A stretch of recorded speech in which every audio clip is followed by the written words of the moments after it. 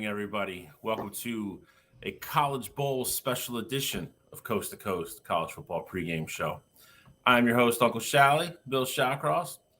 Two gentlemen joining me, as always, my Buckeye brother from another mother, Mr. Cottrell Simpson, out in the Midwest. How are you, sir? He has muted himself. He has that much to say this morning. He's decided he does not want us to hear him. I was saying it's a beautiful day. College football is finally back. I know we had Army Navy last week, but got a little bit more of a slate today. That we do. It is a big slate today. This will be the biggest week we have of previews. So it will be fun. But before we get into that, so many games. Before we get into that, our West Coast correspondent, our Mr. Pacific Ocean man himself, still, I think, a little bit let down Oregon Duck fan, Mr. Alex Elmore. How you doing, buddy? I'm great. I do feel a little let down. I'm a little upset. We got Bo Nix, we got Bucky Irving, and we got Troy Franklin all going to the NFL this next season. But I got a couple of those boys playing in my bowl game coming up, so I got to be a happy fan for that. I'm just counting down to the day when we get to beat Liberty's butt. So here I am waiting to go over these games. Bill, what were you going to say? Is Bo actually leaving? Is Bo actually going to go to the adult world and graduate college? Or I don't know if he put a hardship waiver into play. He was saying something. Yeah, he was saying something about him being completely out of eligibility and that he's going. That he is not sticking around another year in an interview on campus last week. So he hasn't officially announced it, but everything he's said has led me to believe that he will be joining. And obviously Dylan Gabriel coming there with 1 year of eligibility left. That kind of makes me think, no one's going to waste their 1 year of eligibility to be a backup. So that kind of tells me that there's a little bit of writing on the wall, but that's okay. I'm happy where we're at. And I know we're going to get into that today. So thanks for having me. Beautiful Saturday morning. I'm not freezing cold today. And we got football today. So let's get into the action. Hey, way to rub that in. Yeah, it's cold here. So it is cold over here on this coast, buddy. But y'all picked the wrong one. But listen, we do have it. We have a crazy show today. So obviously, with us only being on Saturdays, we have to look ahead a lot on this show. So we are going to preview every bowl game that starts from today up until we come back on the air next Saturday. So I believe there's 9 of them. Is that correct? I believe so. There's 9 of them. There's a lot. So we have a lot of those to get into. We're going to give you our early 2024, Heisman Watch top 5 list. These will probably vary a little bit. Some of these are going to be subject to change, obviously, because some of these guys we're not sure, on these lists if they are going to go, if they're going to declare, or if they're going to come back. So we did the best we could in regards to the information that's currently out there. It's also tough because some of these guys still have games to play too, so they're not even going to announce until after that. So it gets a little tricky. We're going to check in on the transfer portal again. Alex already mentioned one of the big names, one of the shoes that always dropped, Dylan Gabriel, already committed to Oregon. So that's one huge name off the board. Still got a lot of big names out there. So we're going to check in on the portal as well. And then, like I said, we're going to get into the previews. 9 bowl games. Like I think we have 3 or 4 today, or 4 or 5, 6 today. There's a couple during the week we're going to go over too. So that, that way you have all the information on the background to help you with your picks, betting tips, whatever you want to do from here till next Saturday. And before we get into that, you still got about an hour to go if you want to enter the show's Bowl Mania. It's under the Wire to Wire heading, so you just go to Bowl Mania on ESPN's homepage, type in the group that you want to go to, Wire to Wire. It'll pop right up. It's a free entry. You can get in. You can see if you beat myself or Cottrell or Alex, Gene from Wire to Wire's on, and a couple other guys. So I think we have like almost 20 guys in there now. So it's fun. There's gonna be prizes at the end. Good morning, Gene. How are you, sir? And we will, we're gonna have fun with it. We always do. I'm not gonna brag, but I'm the back-to-back defending champion. Cottrell almost closed on me last year and got me. Just ran out of games, but the championship belt is over here in Pennsylvania. So if you want it, enter the contest and see if you can beat all the show's hosts. But that being said, we got to hop into it because, like I said, we got a million things to go over. So I believe we are starting with our Heisman list, correct? Absolutely. All right. So like I said, we're going to do this. We gave our top 5 guys that we are projecting to the best of our knowledge as of today, as we are live right now at 10:07 in the morning on Saturday, that we believe are coming back. West Coasters. You chose this life, bro. I don't know what to tell you. Just a reminder, I don't want people thinking, that we're in the future, right? So it's currently, as of the information we have this morning about guys that we think are coming back to play football next year. So Cottrell's going to put them up. Alex, you are apparently going first. Your number one I am. is an awful pick, so I'll just start there. And hey, man, look. Have fun with your list. Please explain. I said this a few weeks ago that I said this before the regular season was over, that I think if Jalen Milroe keeps playing at this level of competition and keeps this level of ability, that he's definitely got to be the front runner for next year. I mean, with just like Jaden Daniels this year, he's got his legs and he's got a great arm, and also he had that moment in the last game of the season where he was able to bring Alabama back and qualify them for the college football playoffs. I think that he's really got confidence underneath him. I think Nick Saban's finally really got his back going into next year and going into the college football playoff. And I feel like once he has confidence behind him, sky's really the limit. Obviously, Quinn Ewers, no explanation necessary. He's absolutely been dominant the last 2 seasons when he's been on the field. So the question is can he remain healthy? Can he play an entire season? And can he say if he can remain healthy and play an entire season, he should be. There's no reason he should not be invited to New York next year.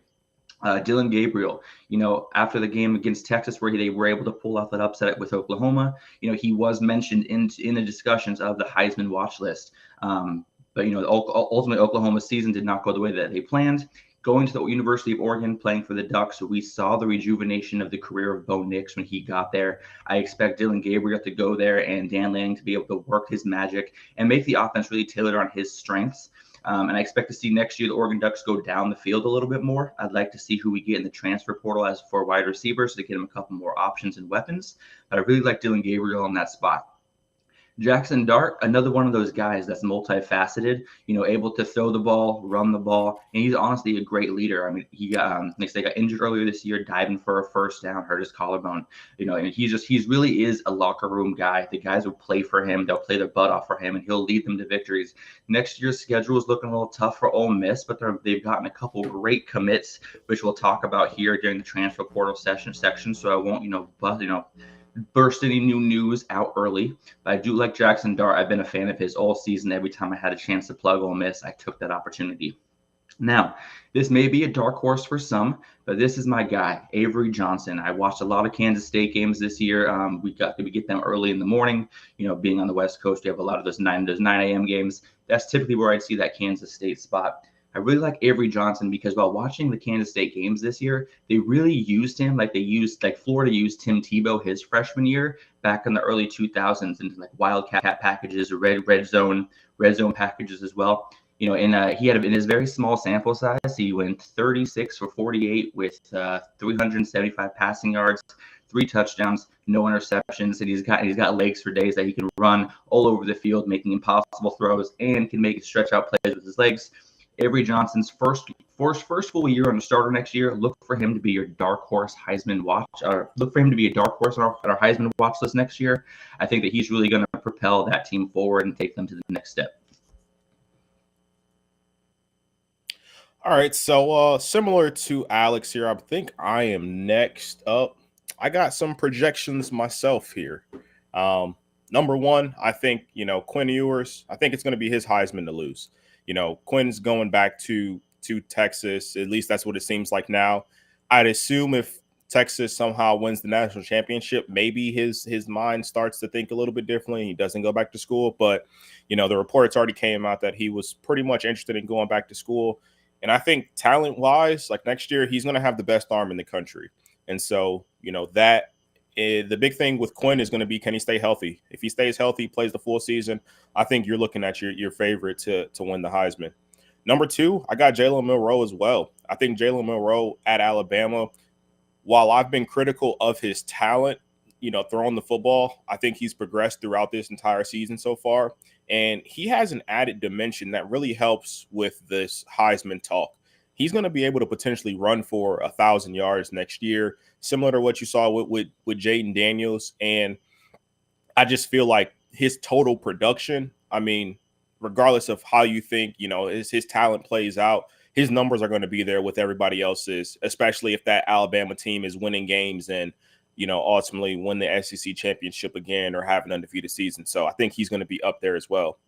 Number 3 is a guy who started off, hot in this Heisman talks this year and then really cooled off as the season went on. That's Shedeur Sanders. Again, I think numbers-wise, as much as Colorado likes passing the football, I think his numbers are going to be undeniable. The real question comes down to, will Colorado win enough games for Shedeur to ultimately end up being here? I like what they've did going after these offensive linemen in the portal. They landed number 1 offensive tackle in this class in Jordan Seaton.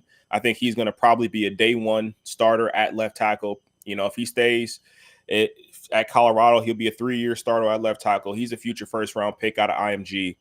They've added some other pieces from other, Power 5 schools to, boost that offensive line.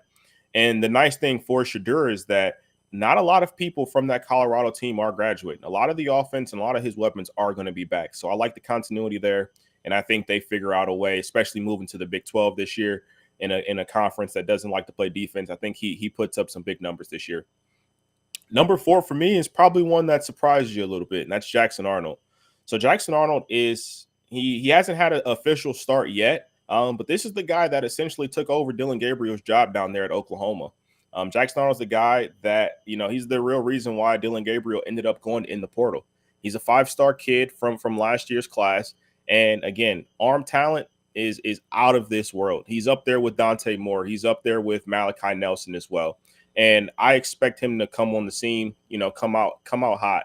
I understand that this Oklahoma offense isn't the same as, in years past with Rattler and Caleb Williams because Lincoln Riley's no longer there.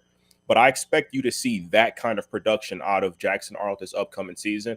And I think Oklahoma is going to be poised to make some noise their first year in the SEC. And then my 5th one here, very much projection here. But I like Dante Moore if he transfers to Ohio State. I think right now there's been a lot of quiet talks about Dante Moore and his recruitment. You haven't really heard much about his visits and things like that. Dante Moore is a guy who Ohio State really went after last year. He was in his top 5 last year. And, I think he has an opportunity to go to Ohio State, be the day 1 starter, and he's going to still have one of the best receiving corps in the country next year, even with Marvin Harrison Jr. leaving. So my 5th is definitely a projection, but if Ohio State can land Dante Moore, I fully expect him to be in the Heisman conversation. Coach Bill, before you go, expect some more Dante Moore news starting next week. His agent said that he was finishing up some schoolwork before he started his transfer portal visit. So we'll get some more news for him hopefully for next week's show. And I think the other thing, too, with a lot of these Heisman guys, not Heisman, but transfer portal guys, because some of these teams are playing in the playoff, like I was actually surprised to see Washington got Will Rogers already.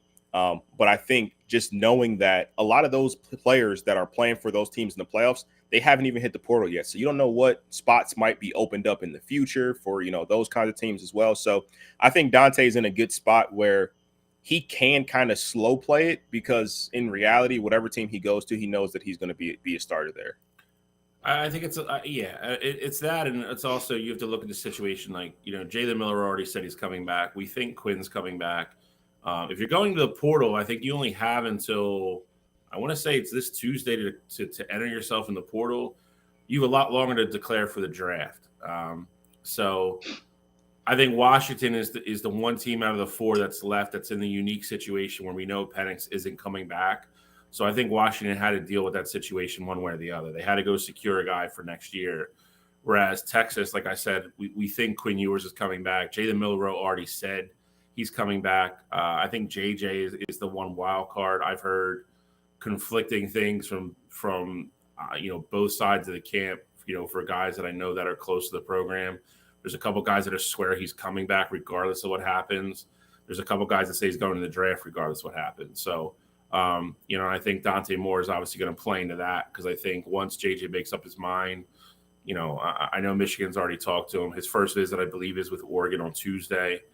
I think you'll hear Michigan pop up after that. He is a Detroit kid. I don't think he's going to Ohio State. And no, Gene, he's not officially committed to anywhere. He hasn't even visited anywhere yet. So he's going to Eugene on Tuesday. And then we'll see where he ends up after that. But, Yeah, I think the Final Four. I think they're they're for the most part they're under different situations. Some better than others. But I will start number 5 for me. Ollie Gordon, Oklahoma State stud. He's said he's coming back to college. He's in the portal. We just don't know where he's going yet. Depending on what kind of program he goes to, he's going to go to a good program. He's probably most likely going to be the top running back in the country next year. He could go anywhere from literally anywhere. He could end up in the SEC, the Big Ten, Pac-12. Well, not really, not what's left of it, but yeah, he can go to Washington State. Yeah, he will have a lot of bidders for his service. I'm very curious to see where he ends up. The kid is electric, though. If you watch some of the games he had this year, he had 2 games. He went over 200 yards. He has that extra gear too. If he gets through the first level and is not touched by the linebackers, he is gone. He's a guy that just breakaway speed to the house. He will hurt you. So again, I mean, there's depending on. Again, I think a lot of this depends on what happens with guys in front of him. Me and Cottrell were already talking about. Would he be a fit at Ohio State? Absolutely. I think they're still waiting on what Travion's going to do. Michigan would be obviously a great fit, a run-first team with a great offensive line. Blake Corum, we know has to graduate. There's a lot of rumors Donovan Edwards is coming back to be the bell cow next year. So if that happens, I don't think he goes there. He needs. I think he's waiting for some dominoes to fall before he decides where he's going. But that being said, wherever he goes, it's going to be a run-first offense. And he has a shot to be, invited to New York next year. Number 4 for me, I have Jalen Milroe. I'm going to put him up here because he plays at Alabama. We know about the SEC bias. I do think he's a good player. He's progressed throughout the year. I don't think he's going to be able to keep up with the top 3 guys that I have on my list here, mainly because he does like to run the ball more than those 3 guys. And while that does help, I also think the 3 guys in front of him have the ability to put up just crazy air numbers. And I don't think he can keep track with that. But again, you got to give him his flowers. Kid was benched 3rd week of the year, came back, has played better and better every week. And obviously, anytime you're in Alabama with the talent that you have around him, he's more than capable of making New York next year. Number 3, I have Shedeur Sanders, who we know is coming back, and I'm not going to spend a lot of time on him because Cottrell kind of already wrapped this up pretty nicely. Deion said his number 1 goal was to go into the portal and get offensive linemen. He's got 6 now, all 6 who were guys that were starters or at least part-time starters last year from Power 5 conferences.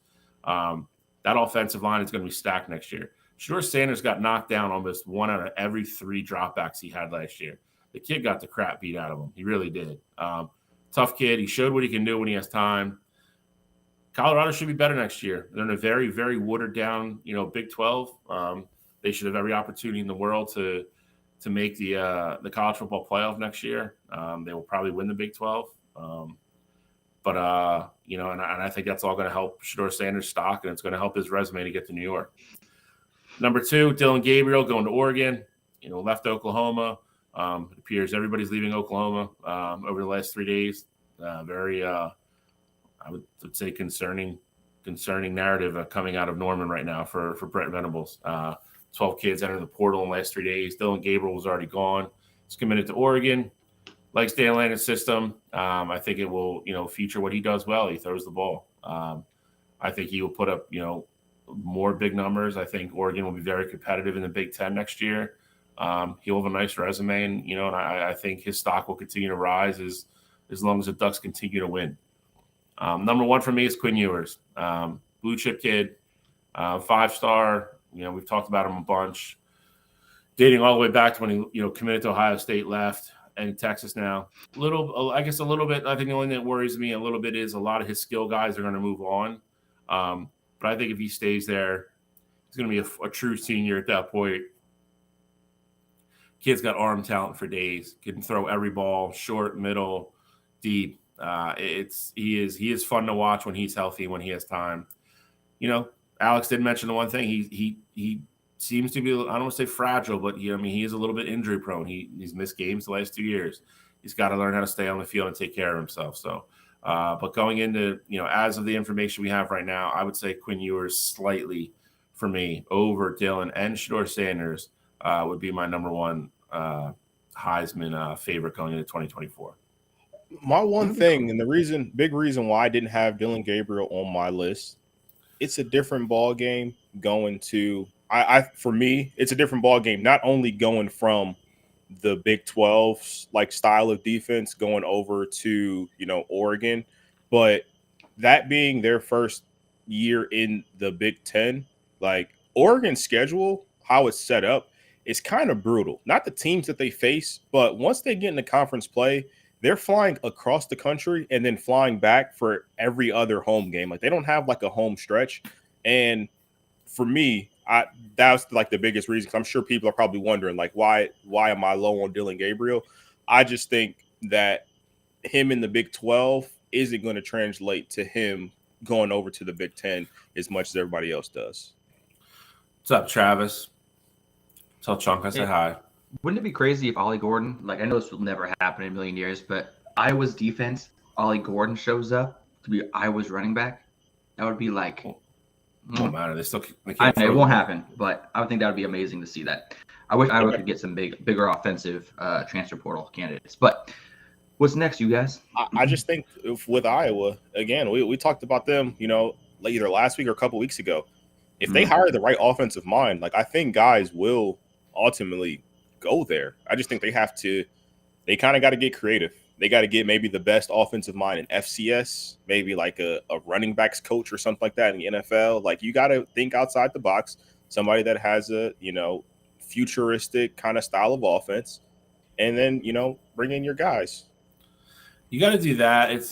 But it's like Iowa, they still want to be Ohio State. They still want to be Michigan. They still want to be Penn State. They want to play Big Ten football, because especially at the end of the year, you have to be able to run the ball.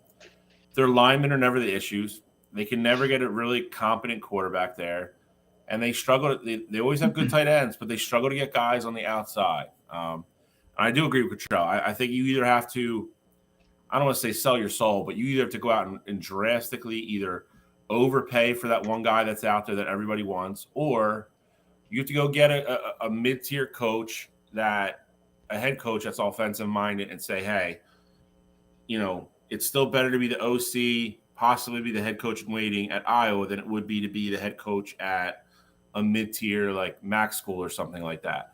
You have to go make that move. Like they just can't continue to go, especially with the new 4 teams coming in too. Like their free ride of possibly getting to the Big Ten championship game now is over. There's no West anymore. There's no East and West. So they have to change something. You just can't. You can't continue to waste these 10-win seasons and these defenses that keep them in games. They've the number one. The numbers are all done now. They've the number 5th ranked defense in the country. Like it's crazy. 3 of the 4 teams that are ahead of them are all the teams in the East, and minus Penn State. Then you go Michigan and Ohio State, who actually have offenses. Like they're there. Like that part of it is they're where they need to be. They need to figure out how to put more than 10 points on the board every game. So we'll see what happens there. They haven't hired anybody yet, but I also think it's gonna boil down to at some point. I don't know what it would take for them to fire Kirk Ferentz, but it's at some point I think you kind of need a changing of the guard in general at that school if you're going to want to, because 8-4 now, 8-4 is just gonna leave you in the middle of the Big Ten every year. There's not going to be a huge bowl game. It's not going to be anything. So you going to the Poinsettia Bowl or the AutoZone Bowl, and correct, and that's going to be your. And that doesn't, there's no free rides to Indianapolis. It is, it would be, they got to make some changes. I don't, Cottrell hit it on the head as well. I don't know what it's going to take, but they got to figure out something offensively, and they got to start. Honestly, I think once you do that, you can start getting a 4-star quarterback in there. I don't think they're ever going to be able to go out and get 5-star kids, but that's also not what they want to do. So. If you get a 4-star kid that can throw the ball adequately with a good run game with those offensive lines, then you can start beating people. At the end of the day, you got to start somewhere. If you get a 4-star kid, you start winning games. You go 10-2. Maybe 3 years down the road, maybe a 5-star is like, hey, like maybe it's time for me to go there. I mean, Michigan by no stretch of the means is Iowa, but like, see how long it took for them to get a quarterback like JJ. Like JJ is super talented, 5-star kid. Harbaugh always recruited well, but Yeah, he couldn't get JJs don't fall off of trees. Like no, it they took him a don't. while to get that kind of quarterback. So even if you're a high profile school like Michigan, like it still takes time to ultimately bring in that 5-star kid. So if anything, I think they could take a look at what Michigan did and how they recruit, because obviously Michigan has been as competitive as they are these past 3 years, but they don't land the 5 stars all the time. Like if you look at the ratings of like the players on the roster, Alabama and Texas, like they have way more 5-star and 4-star kids, but they get the kids that make sense, and then they get coached well and have success. So Honestly, this is a great segue into the portal, It with is. transfers It's a and great everything. segment So of the portal.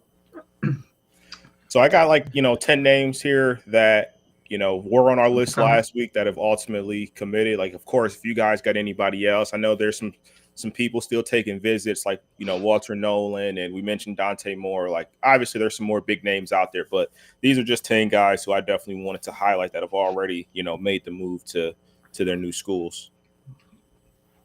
Yeah, I mean, and these were all, I mean, they're all big names for the most part. It is Will Rogers, we already talked about, obviously. Dylan Gabriel, we talked about. Riley Leonard made it official between, from our last show to this show, even though I think it was the world's worst kept secret that he was going to Notre Dame. But he is official there now.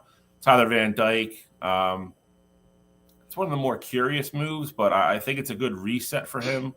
I think he can go to Wisconsin, where it's going to be a little bit more consistent of a little bit of a more, run first type offense, and him not have to shoulder the burden as much. I think with Luke Fickell there, I think again on the surface, I think you look at it, it's kind of weird, but then the more you think about it, I actually think it's a pretty good fit for him there. Not as much in the limelight, as he was down in Miami. Maybe he could settle in there and have a really good senior year. Some of these, I don't really think anything is super, super surprising to me. I will say the Will Shepherd thing again. Deion said he had to make a splash, and now you're looking at a completely revamped offensive line. You already have the quarterback, and now you have 2-star wide receivers on the outside. What Colorado is actually going to be versus what they're going to be perceived to be next year, I still think is going to be interesting. I could see them rolling into the college football playoff, maybe like 10-2, 11-1. They're not going to play anybody. That is going to be a very interesting team to watch next year, because the Big 12 is going to be trash. I mean, it is going to be what it's going to be. We are in the land of 2 super conferences and everybody else now. And I hate that. I'm not advocating for it. I rail against it with every cell in my being, but that's just the reality of where we are. I don't know what you guys want to comment on some of these guys. Like there's still a bunch of big names out there. So, I mean, I think for me, like the biggest one that probably is really flying under the radar here is Aiden Childs. Him following Jonathan Smith over to Michigan State. Like I think that's a big get for them. He's a quarterback that is probably their most talented quarterback on that Spartans team since, I argue, Kirk Cousins. Like he's got a ton of talent. I think he's going to go there and be very successful. And I think for Michigan State, like I think they're headed in the right direction with that move. Now, obviously, a lot of these other moves are, I think, at the end of the day, like in the bigger picture, probably don't change things too much. Like Blake Shapen going to Mississippi State, like they'll be okay. I mean, they won't be anything special. I think Aiden going to Michigan State is going to make them more competitive. And then the other one that I'm was surprised about, Will Rogers going to Washington. I know Will Rogers' numbers are always there, but having a quarterback as dynamic as Michael Penix Jr. and then going to Will Rogers, I think that's going to be a real step back for them. I understand you got to make do with what you can, and you probably didn't want to go into the Big Ten with a freshman or a sophomore quarterback, but that was a move that kind of surprised me a little bit. I thought Washington might try to be in on some of these other guys who like a Dante Moore, or just a quarterback that's a little bit more dynamic. Maybe go after Dylan Gabriel a little bit harder. Well, who would you have liked to seen them get? Like realistically, obviously you mentioned a couple names just now who you wish they would have gone after. Who do you think would have been that perfect fit for Washington? I mean, Will Rogers is definitely like a bridge quarterback. Do they have someone coming in the future that they've committed already that they're looking to take over, or who do you think would have made a better fit than other than Will Rogers? I mean, I think for me, like the one that makes the most sense, I think you could have stayed in state. You could have got Cam Ward, bring him into the building. Like obviously you played them. He's in the Pac-12, very familiar there. And then you'd also you would have had an opportunity to go get, his receiver teammate. Obviously, you're going to be losing Odunze this year, too. Like, I think there would have been room for both of them. It would have made a lot of sense. And then he gets to stay on the West Coast as well. So I think that would have made more sense, especially, Cam Ward got to see firsthand how dynamic that Washington offense was. You plug him in there, you add another dimension in the run game as well. I thought that would make a little bit more sense. I feel like they almost settled with Will Rogers.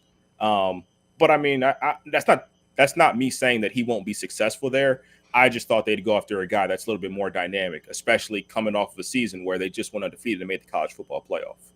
Heck yeah. I think, yeah, I mean, I in some degree, I agree with both you guys. I also think in some degree it's telling in them being realistic of what that offense is going to look like next year. Michael Penix Jr.'s don't grow on trees. I think them throwing the ball 50 times a game is and especially with losing Penix, losing Ndunze, and a couple other guys, I don't think that's realistic for them next year. And I think they wanted to go with a guy that's a little bit more pro style. I think their offense is going to look different next year. I also think Washington's in a whirlwind right now, and I think it was like, hey, we brought him in. He wants to be here. We're okay with him being here. Let's do this, get this out of the way. Like, we can't have this, like we're trying to get ready for a college football playoff semifinal. We have to be focused on that. We can't be chasing these quarterbacks all over the country. And to some degree, I think it's a smart move. You know what I mean? Because I think worst comes to worst, like say Cam Ward goes down to Florida State and all these other teams this week and doesn't like it, and then turns around and goes, hey, I'll come to Washington. And then Washington goes, okay, we have a quarterback competition next year. That's worst case scenario for them. I just don't think it's, Dante Moore doesn't look like he's making up his mind anytime soon. Like he's got Oregon, Michigan, whoever else he's going to visit. He hasn't even gone to see anybody yet. Cam Ward, it seems like, has been everywhere. He doesn't look like he's making his mind up anytime soon. I don't think they want to be waiting around for these guys and have to deal with that. Then the week of, they're getting ready to travel. Now they're like, oh, we got to bring, we're bringing in this quarterback, and then trying to figure that out when they should be just directing all their time at their game planning for Texas. So I do think that factored in. But that being said, we already mentioned a couple guys. Dante Moore is still out there. Cam Ward is still out there. DJU is still out there. Running back wise, we already talked about Ali. Did ETN sign anywhere yet? No. Not yet. No, it's looking like people are saying that George is probably the favorite to land him, but it's nothing official yet. Yeah, he's still out there. Cottrell already mentioned, Nolan, who I think anybody would love to have. I know we were one of his last three originally, but he's got a crystal ball to Ole Miss now, which is yep. I don't know. That's weird to me. But Jackson Dart, the one thing Ole though, Miss is that looking good next year. If your boy Lane Kiffin is good at anything, it's recruiting. Can't coach his way out of a paper bag in tough games, but he recruit the hell out of some players. He's like James Franklin. Yeah, he's light James Franklin. Well, on some Cam Ward news, Cam Ward, he's been kind of mentioned all over the country with different teams. Bill, you had brought him up about him still being available. When I was reading some news about him, he's only taken 2 official visits to Florida State and Miami. He has not announced his third. He said he might do a third this upcoming week. He hasn't announced where yet. So it does look like he might be looking at the state of Florida, with Miami or Florida State. Obviously, Miami's been tied to a couple other top-tier quarterbacks in the portal. Obviously, DJU is going there to visit as well as Ty Thompson, who entered the portal from Oregon. He was recruited by Mario Cristobal, so that could be a little bit of setting up for the future of the Miami program. So it'll be interesting to see where Cam Ward goes off the board. I thought he'd be one of the first names off, to be completely honest with you, but it looks like he's just kind of watching to see where the chips fall and see where he ends up. But the team I'm really liking and what they're doing in this transfer portal season is Kentucky. I mean, they got Trip Trainum to replace their backfield. They also got Brock Vandergriff from Georgia, who's really betting on himself and leaving a successful Georgia program to go kind of be on his own at Kentucky and take that starting job there. So I do like what Kentucky's building, and I think they could use a couple more offensive weapons on the outside for him. But Kentucky could have an offense that's something to deal with next year, if they keep landing these top commits. Yeah, I mean, Kentucky, I mean, you have to give him credit. I mean, Mark Stoops he's for success in the portal so far for this year, this session so far, he's easily top 5. And like I said, you look at the opposite side of that coin, between Oklahoma, I hate to say it, Ohio State, and Georgia has lost a uncharacteristically high amount of kids in the portal. It's been a very intriguing portal so far, and I think a lot of that has to do with all this NIL, just money just being floated around.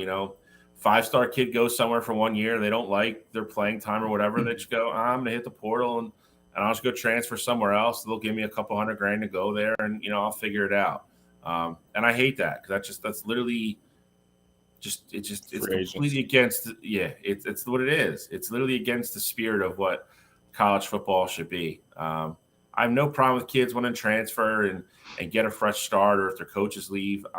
Again, these kids going to these schools, a huge part of it is them wanting to play for a certain person.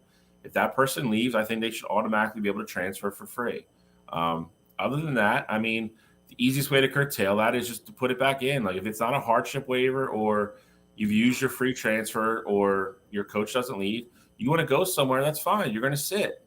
Like, if not, man, it's that's what it is. It's all these teams just opening up the checkbook, be like, how many of these kids in the portal can we grab and see what we can make our team into next year? And I agree. I agree with you for the most part, like in that aspect. But a lot of the guys in the portal this year at least make sense.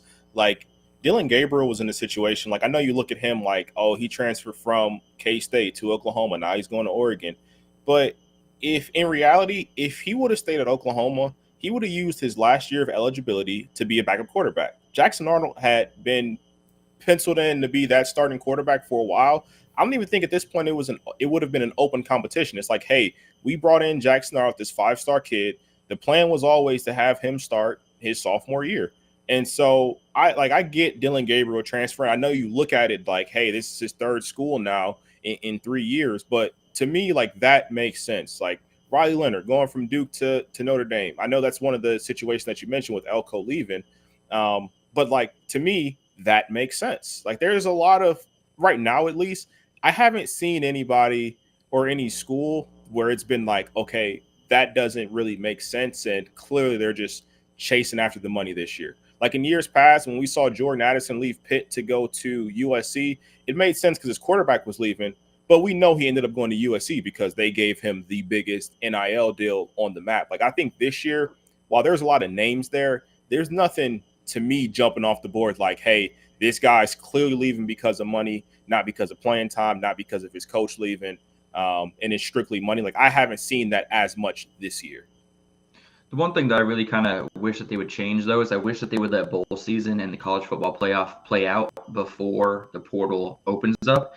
Just because there's so many guys like Malik Murphy. Like, he said yesterday or a couple days ago, like, this is absolute horse crap that I have to enter my name into the portal because all these guys are committing. If I wait till after the college football playoff and play with my guys who I've earned the right to be here with them, like, if I wait till the end, any job that I might want is probably going to be already taken. So he had to throw his name in the portal early, which obviously makes him ineligible for the college football playoff. But that's Texas's backup QB, who's won them 2 games this year to get them where they're at, who can't even be there for his team because of the way it's set up. So I think that they need to push back that transfer portal window to at least after the college football playoff. And I hope that they are able to look at that in the future and they see what they're kind of doing this year is kind of the worst year that I've seen, where such major names are kind of getting out of the fold before the big games actually start. So I hope that they change that in the future because it's better for the fans, better for the sport, and ultimately, the bowl games are going to get better ratings as well. So hopefully they make some changes to that in the future. Alex, I 100% agree with that. I think the one issue, though, that you kind of run into is if you wait until after the college football playoff, you're essentially 3 weeks out of the early signing day period. And so you got guys that have been essentially hard commits for I don't know how long. If they see a guy I'm trying to think of this class specifically, but let's say, Cam Ward goes to a school where they got a 5-star quarterback that's already committed and ready to roll, for next year. Cam Ward goes there. They might lose out on, that kid because of Dylan Raiola, for example. Like if Cam Ward's like, hey, I want to go to Georgia, be their starting quarterback. Obviously, I know, Raiola's situation is all over the place, but you might lose out on a kid like that waiting that long for the signing day period. I don't know how you fix it. I love the idea, though, because I do think it's crazy that Malik Murphy doesn't get the chance to be with his team because, he'd screw himself if he waited that long. It's just that these windows are so tight, especially with National Signing Day being that first weekend in February. Well, you have the choice, though, because CJ Stokes put his name in the portal, and he's still practicing and traveling with Michigan. It's your choice to stay, and I think that obviously makes it uncomfortable, for the player. But if that's what you want to do, you have that choice to stay. And then obviously, if you go out and play and get hurt, that's also part of it as well. So most of these guys that enter the portal, are not going to go with their team, and they're not going to play. But you have that option. I agree with both of you. I wish they would push the portal back. But the biggest concern is, and I wouldn't even be opposed to this going away, I think early signing is to some degree almost a waste half the time anyway, because you look at the percentage of kids that sign early and then end up at different schools anyway. It's more about publicity and a day that ESPNU gets to sit there and go live all day and watch these kids sign. But yep. I think you could even push that back. But it just the college football schedule is relentless. That's what people don't understand. And if you did push it back, at that point, you would be penalizing kids that have already committed, or you would be penalizing, whoever makes the national championship game this year. Their season's another 10 days longer. So it's, they'd only have a week at that point to react to the portal or early signing days, because they'd be within 2 weeks of early signing day when their seasons were officially over by the time they got back on campus. You look at all these coaches, you look at Saban and Harbaugh and Steve Sarkisian and, DeBrow right now, they literally won their conference championships. And oh yeah, the kids have off for a week to go home and relax, whatever. That week, all 4 of them, they weren't off. They're literally, we had selection day, and then the following morning, they're all on planes flying all over the country visiting recruits. The college football schedule there is no mercy in it whatsoever. It is crazy. It's all year long. I just wish they would shrink certain things. I also think, to some degree, I don't think the portal window needs to be open for a month. Maybe that's how you get rid of you solve some of the problem. If your season's over and you don't know within a month if you're leaving, do you really need that long? I feel like most of these kids, because right when it opens, you get that huge influx right away, because I feel most of these kids know what they're doing. Shrink it or maybe push early signing back. I don't know. I agree with both of you guys. I just hate that it's going on during this time of year. I'd rather everybody just be able to sit back, watch football, and, concentrate on the actual games. And then when it was over, be like, okay, now you guys that, think you want to, play for a different team or change your direction or put yourself in a new situation, here's your 2 weeks to enter the portal. And then we have another 2 or 3 week break, and then we go to early signing. But it's just a lot, man. It's a lot. It never stops. And I think that's why you see so many of these coaches after a while are just I don't want to do it anymore. It's a constant grind. And then you throw NIL on top of that now, constantly being all right, well, do we want this kid? How much money do we have for this kid? It never ends. So it is an interesting but very, complicated and time-consuming time of year for sure. Yeah, I mean, Matt Rule said it best, man. He said that, it almost is a punishment for you to recruit kids out of high school these days, because of the transfer portal. You coach a kid up, they do well, they leave for bigger schools. It really is hard for those smaller schools to really kind of build up a good program when their best players are transferring to Michigans and Oregons and Texases. So they definitely something's got to be fixed. But I'm liking what I'm seeing. I'll be honest, honestly, the transfer portals adds a level of intrigue to the offseason, and helping us talk about what teams could be. The transfer portal really is something that's awesome for fans. But hey, I think we're all on the same page that there are some things that need to be kind of messed around with to make it more efficient and more effective for the teams involved and further into the bowl season and all that good stuff. Maybe But once go ahead. I was gonna say, maybe once these college football teams, they just say to hell with the NCAA and start their own revolution and just do everything on their own. Maybe you might see some better continuity with that scheduling, and maybe it will be a little less rigorous. Because I do think in the near future, depending on how the NCAA keeps moving, like I think that might be a possibility in the future. Listen, I've been a huge proponent of it for 2 years, and with certain things that have happened this year, with conference realignment, like listen, you could say what you want and spin it however you want, other than Clemson, Miami, and Florida State. Every major football program that matters is in the SEC and the Big Ten right now. That's just a fact. I know that'll probably hurt some people's feelings, and that is what it is. That's fine. That's just the reality of it. And again, I hate it. I don't like it. I don't. That's just the reality of where we are now.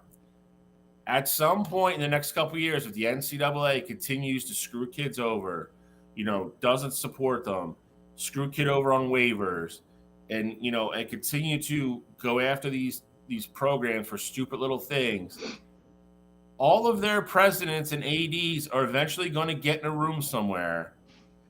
There's a lot of smart people. Listen, you don't become the athletic director at Ohio State or Michigan or Oregon or Alabama if you don't know what you're doing.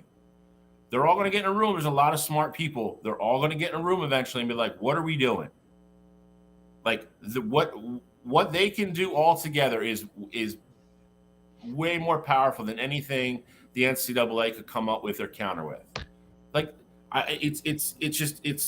they were an organization that people, 80 years ago just signed away all their power to for no reason. And like now, like there's just a group that just does whatever they want to do, but nobody holds them accountable for anything. But at the same time, like the SEC can call up ESPN and be like, hey, like we don't need the NCAA for our TV deal. And that's what this all boils down to. It's all money. That's all it is. Like they can easily make they don't need the NCAA to do their TV deals. The Big Ten doesn't have to call Fox and doesn't have to have NCAA on the other line. Like that's all they got to work out. They got to work out their revenue sharing and their and the bowls and all that stuff. The people in those rooms can do that. They don't need the NCAA for that. And eventually, I really think you're going to see it. And I think you're going to see it break away. I think they're going to change the rules. And a weird part of me will just be absolutely ecstatic about it.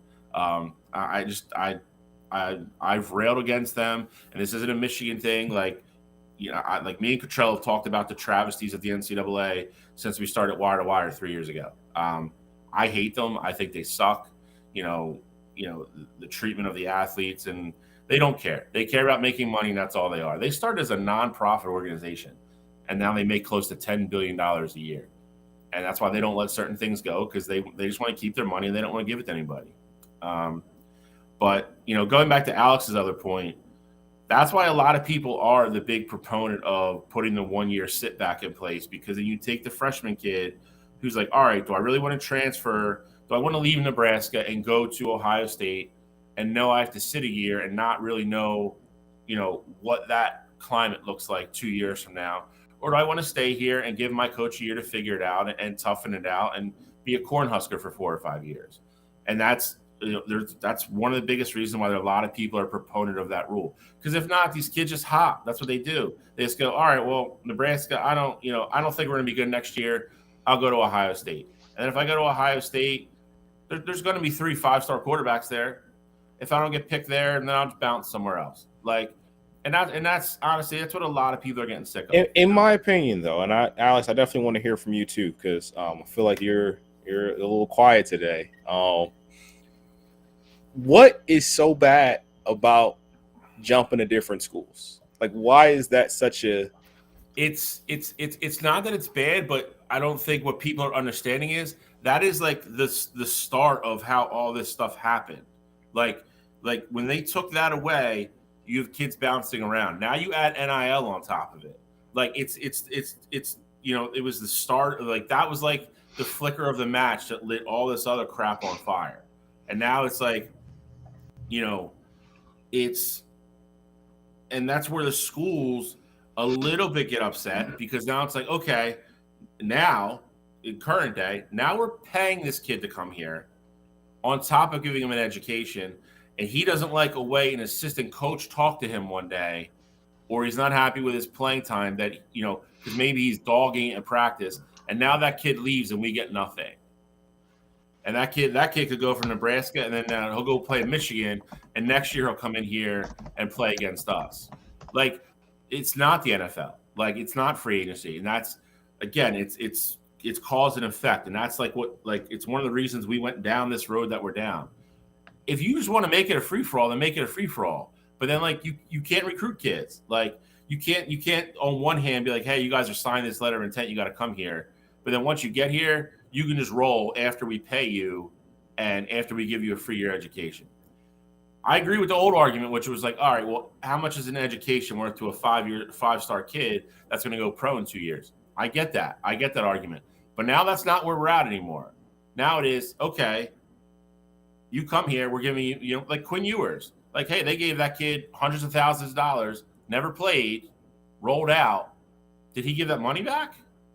No. So Ohio State's like, okay, so like he just left for free. We paid him. He left for free.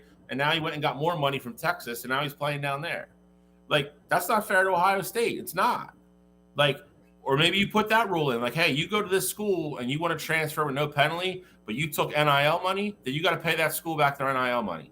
Essentially, that's what we did with Quinn. He didn't have to pay it back, but everything that he had was as long as he was with Ohio State. So, like, he had like a truck deal, so he did have to give the truck back. And like, I'm not necessarily saying he gave money back, but I mean, if you want to put regulations on it, like, hey, you leave this school, then, there's this percentage of money that you just can't touch anymore, then I'm perfectly fine with that.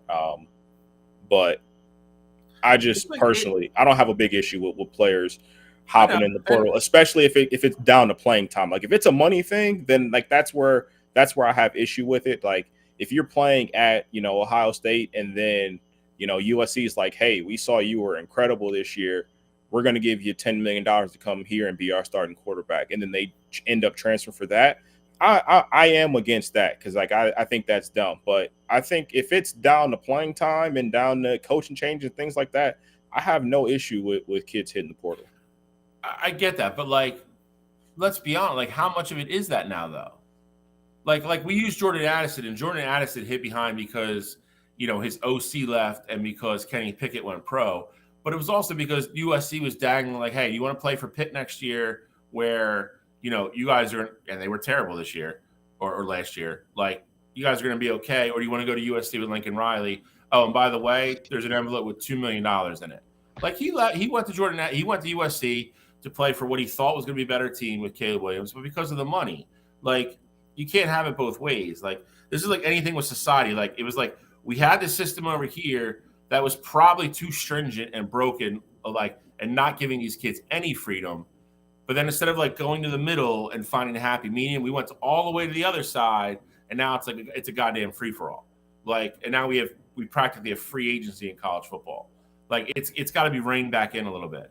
And I think if you structure the NIL differently, or make these kids like, hey, you go to Ohio State and they're paying you. You guys agree to $1 million for NIL. You get $250 every year you're there, and you leave after your freshman year. You got to pay them back, like that. And that's only fair to the colleges. That's what I mean. Like, I feel like the colleges went from having their cake and eating it too all the time, which again, I'm not agreeing. That wasn't right.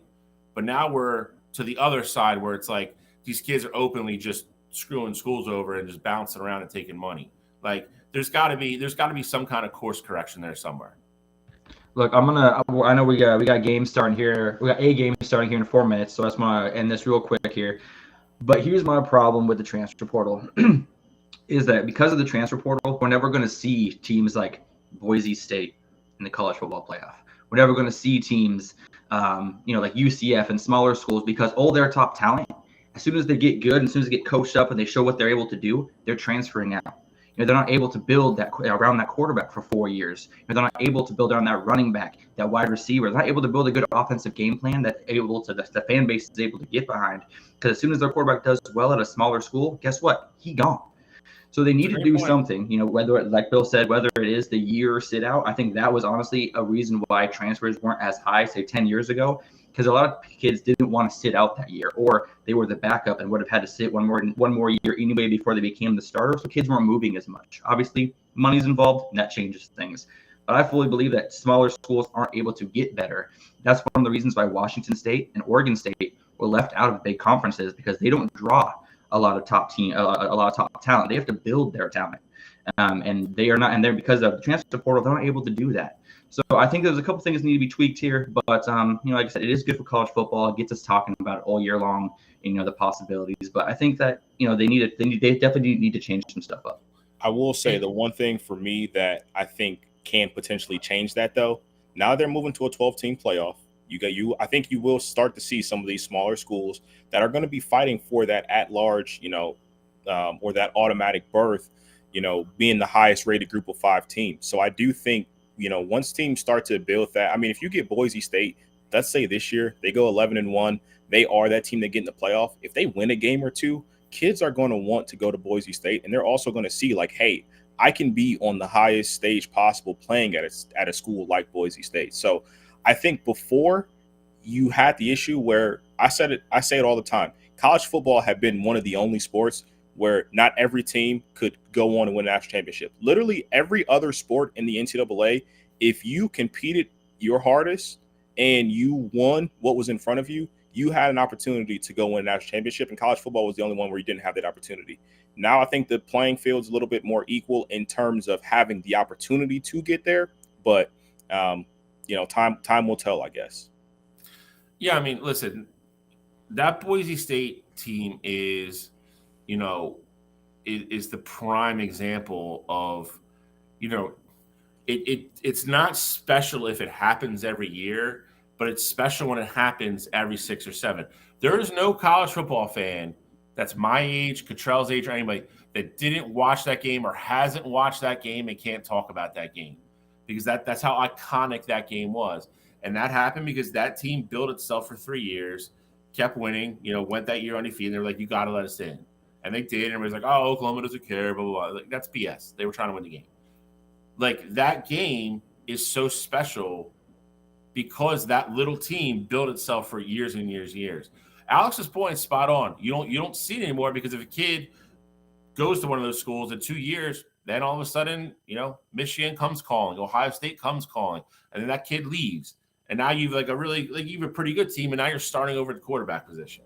So it's you do get robbed of that. Will one of them get in every single year now in the new playoff? Yeah, but they're never going to be ranked higher than 10th. So they're getting thrown to the wolves every year. Like, if Alabama's the 3rd or 4th seed, they're like, oh, congratulations, you made the playoff. Your first round game, you got to go down to Tuscaloosa and play Alabama. That's what it's going to be. If we're just being honest about it, I'm happy that one of them is going to get in every single year now, which is great. You were going to have, to Cottrell's point, you're going to have a Boise State or a Tulane or a Liberty or whoever. One of them is going to be in the tournament every single year now. So that's great, but it's still going to be the same bias. It's that team is never going to be ranked 5th. That's never going to happen. But I digress. That was a good conversation, gentlemen. And it's one that we could probably talk about for another hour and a half. But to Alex's point, we do have 9 previews, and this game is about to kick. So we are going to start here. Georgia Southern Eagles, University of Ohio Bobcats. They are down in sunny Myrtle Beach, South Carolina. I promise you it's warmer down there than it is where me and Cottrell are. This is actually at Coastal Carolina Stadium, I believe. So Stadium. Yeah. this is, I would say Georgia Southern was one of those teams at the very beginning of the year. I think they lost their last 4. They were 6-2 at one point. They were smack dab in the conversation with, you know, that conference with Appalachian State and all that. Man, they were right in the mix, and then they struggled down the stretch. Ohio, always a team out of the MAC. It's always tough. I mean, Cottrell could talk about them probably even more than I can. But always play good defense. Always solid. This program that Frank Solich turned around before he left. Going back to the MAC. Going all the way from the pros all the way back to the MAC conference. But they go as their quarterback goes. Curtis Rourke. I can't talk today. And a really good defense. I don't know. I guess we should go through and all going to give our thing and then pick who we're picking here. Yeah, might as well. All right. I will go this. I think this is a lower scoring game. I think Georgia Southern actually does have a pretty good defense. But like I said, I like Curtis Rourke. I like the Bobcats here. I say a lower scoring game. I'll say 20-16. I'll take Ohio in the Myrtle Beach Bowl to kick us off here with Bowl Mania this week. All right, Bill. Well, I'm going to go ahead and just give you a little bit of news here. All right, so Ohio is actually starting Parker Navarro today, who only has 112 combined passing yards in his career. And he's also the team's active leading rusher with only 107 yards on the ground. So if you want to go with a more experienced team, and Georgia Southern is definitely bringing that today, in a time where bowl games are unpredictable with opt-outs and transfers, I'm definitely going with the experience. Georgia Southern is averaging 30.8 points per game, and their defense is allowing 29 points per game. So initially, I was leaning towards Ohio, but with Ohio's inexperience at quarterback, the lack of experienced run game, and as bad as Ohio's defense has been, in order for Ohio to have a chance in this game, in my opinion, David Brin, Georgia Southern's quarterback, he's thrown 16 interceptions this year. Ohio's only chance of winning this game and covering that now 1.5 point spread is to force turnovers and get short field opportunities. And I do agree with Bill. I think it's going to be under the 53.5 that it's set up currently. And I do think Georgia Southern comes out and wins with that wins by more than that 1.5 point spread. I guess again, I'm just going with straight experience on the field today, and Ohio doesn't have much. Not so fast, my friend. I'm going with Ohio here. And it's funny that you mentioned Parker Navarro, because Parker Navarro is a guy who originally coming out of high school. He's old now. He's a senior at this point. But he was a 4-star kid that originally was at that UCF, like the days that Mackenzie Milton was there, like when they were the unofficial national championship, hang their banner, things like that. So Parker Navarro is a guy that has a ton of talent. Now, obviously, he's bounced around, never really had a chance to get like a true starting position. But I do think that this is his time to, show what he can do. Dual threat guy, he can make plays, with his feet. And I do think Ohio, maybe it's my MAC bias here, coming from Kent, but I got Ohio winning this football game. I'm with Bill. I do think it's a little bit lower scoring. But I think Ohio is going to be able to make enough plays on the ground and really control the time possession against this Georgia Southern team. Obviously, with Georgia Southern, they do score a lot of points, but I've seen them play a couple times this year, especially the game against James Madison. And if you can handle that passing attack over there with Georgia Southern, then you're going to be in good shape. So I like Ohio to win this one. I'm going a little bit lower scoring than Bill. I'll say 17-10. And I think that's what kicks us off here with Bowl Mania. First one's in the bag, baby. Ooh. Don't forget. Ooh. All right. The Howard Bison. That's a badass looking logo, actually.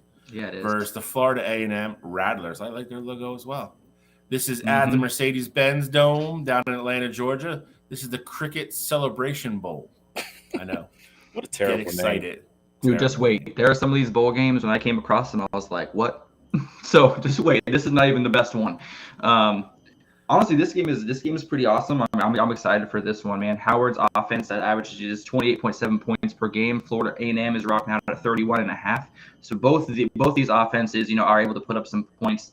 Florida A&M has only had 2 games this season that ended within 1 possession, and that is against Southern. They won 26-19, and the one loss this season was to South Florida. They lost that game 38-24. Other than that, Florida A&M has blown out every single person that they have played.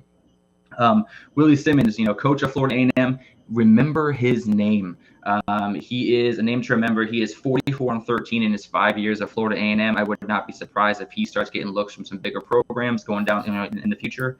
And then, of course, keep an eye out for sophomore Anthony Dunn Jr. for Florida A&M. He has 8 sacks this season. Look for him to get a couple more today. And under center for the Rattlers is senior Jeremy Musa. He's thrown 7 interceptions this year, but 3 of them came in that one loss against South Florida. I think Florida A&M absolutely dominates this game. They're 6.5-point favorites right now, and I think that they could double that, and I would still take the Rattlers in this game. Alex, we are on the same page in this one. I love it. You got some HBCU football here. Florida A&M has had an incredible season, and they are a team that I would say they don't get as much love, especially like this year and in years past, because when Deion was over at Jackson State, like Deion, ran the swag. But now that Jackson State's, essentially back down to earth, Florida A&M is taking that opportunity, and they dominated the conference this year. Alex, you mentioned their only loss being the USF this year. And they even played USF hard. Like this is a team that has been competitive literally all season. And I think they keep it rolling against this Howard team. Howard doesn't do anything to me that's super special. And, I get it. Their numbers look great, on paper. But I think this Florida A&M team, they're very balanced. And I think they have what it takes to really put it on Howard in this game. I got Florida A&M covering that spread as well. Well, it's going to be a clean sweep. I'm going with Florida A&M as well. I don't know necessarily they cover. I think this is a game. I think Howard Bison, they were 3rd in the FCS in defensive efficiency. And they lost lost in the last possession to both FBS schools they played in Northwestern and Eastern Michigan. So not powerhouses by any means, but they have played up competition twice this year, and they've held their own. That being said, Florida A&M has been the class of the SWAC this year. Their defense is named. They named themselves the Dark Cloud. I can't go against that. They have the Defensive Player of the Year in Isaiah Major. I'll pick them to cover. I like them like 27-13. But I think it's probably, again, it's a little bit more of a lower scoring game and a slower pace. I think the bowl people are getting all the defensive battles out of the way early here on Saturday before we start getting into some offense. So I will take Florida A&M to win the Cricket Bowl. And then I will say too, just adding it on, Howard showed me everything I needed to know from them when they lost to the nerds over there at Harvard by 1 million. So you lose to Harvard in football by that many points. Yeah, no chance I'm picking you at Bowl Mania. Where are we going next? New Mexico. Oh, we switched it up on me. We're out of order now. This is the Isleta, New Mexico Bowl. New Mexico State versus Fresno State. University Stadium. I'm assuming this is it's probably on New Mexico's campus. So this is almost going to be a de facto home game for New Mexico State. This game's a little bit tougher to pick. Fresno State was a team at one point. It was 8-1. Me and Cottrell kind of mentioned them. We said they should have got some more love and been ranked, towards the middle of the season, somewhere down, that 22 to 25 range. They were, right in the middle of the Big West, the Mount West, conversation. They kind of fell apart down the stretch. New Mexico State, kind of a team going the other direction. Man. This one's a little tougher for me, but I'm going to go with the team that is playing better at the moment. I like Jerry Kill as a coach as well. Guy that's been around forever. Coaching Minnesota for a while. All his players always love him. Always play hard for them. They finished the game. They finished the season winning 4 out of 5. I'm going to go New Mexico State Aggies over the Fresno State Bulldogs. I will go 31-21 New Mexico State. Alex, you made me a believer in this New Mexico State team. You told me about Diego Pavia, and damn it, I am a fan. New Mexico State is going to win this game. Essentially, they're going to cover. They're going to respect that home turf. You don't just come to New Mexico and think you're going to beat New Mexico State in this New Mexico Bowl, okay? Yeah. So I'm rolling with Diego and the boys here. I think they get it done. I do like this one to be a little bit, higher scoring. 31-21, I do like that. I'm going to bump it up a little bit. I'm going to go 38-27, New Mexico State winning. All right. Well, I'm very glad that you hopped on our Diego Pavia train. I just love saying his name, Diego Pavia. You know what I mean? Like, if I was an announcer for New Mexico State, I would drop that every single chance I could. He returns in this game. He got knocked out against Liberty in the Conference USA Championship game. When he got knocked out, New Mexico State Liberty were tied 28-28 the fourth quarter. So really, the game absolutely changed when he was taken out of the game for New Mexico State. He got 2,900 passing yards this season, 26 touchdowns, only 8 interceptions. He also leads the team with 851 rushing yards, truly a dual threat QB. Fresno State has lost 3 in a row, allowing 33 points per game over that stretch. And, obviously today they're being led into this game by their linebackers coach. Tedford resigned for some health reasons. And so they have a very inexperienced coach, and they're starting a freshman quarterback today. When it comes to winning in bowl season, experience is everything. Keeping your mind right for the extensive break from the last game to the bowl, to your bowl game. I'm going to go with New Mexico State covering that 3.5. I'm going to say it's a little bit wider of a margin. I'm going to say 35-14. I think that Fresno State freshman quarterback and inexperienced coaching staff, yes, I think the first half is a very close game, but I think experience wins out, and New Mexico State takes it in the second half, and shuts out Fresno State. So I have them covering the 3.5, and I do have the over of 52.5 hitting. And that's what I got. Diego Pavia getting the MVP of this game. Diego Pavia. Such a great name to say. All right, where we the Radiant Technologies Independence Bowl. Independence Stadium, Shreveport, Louisiana. We have the 6-6 Cal Bears, which secured their bowl eligibility on the last week of the year against the Texas Tech Red Raiders, who I think by all means, I think we're a little bit of a disappointment this year.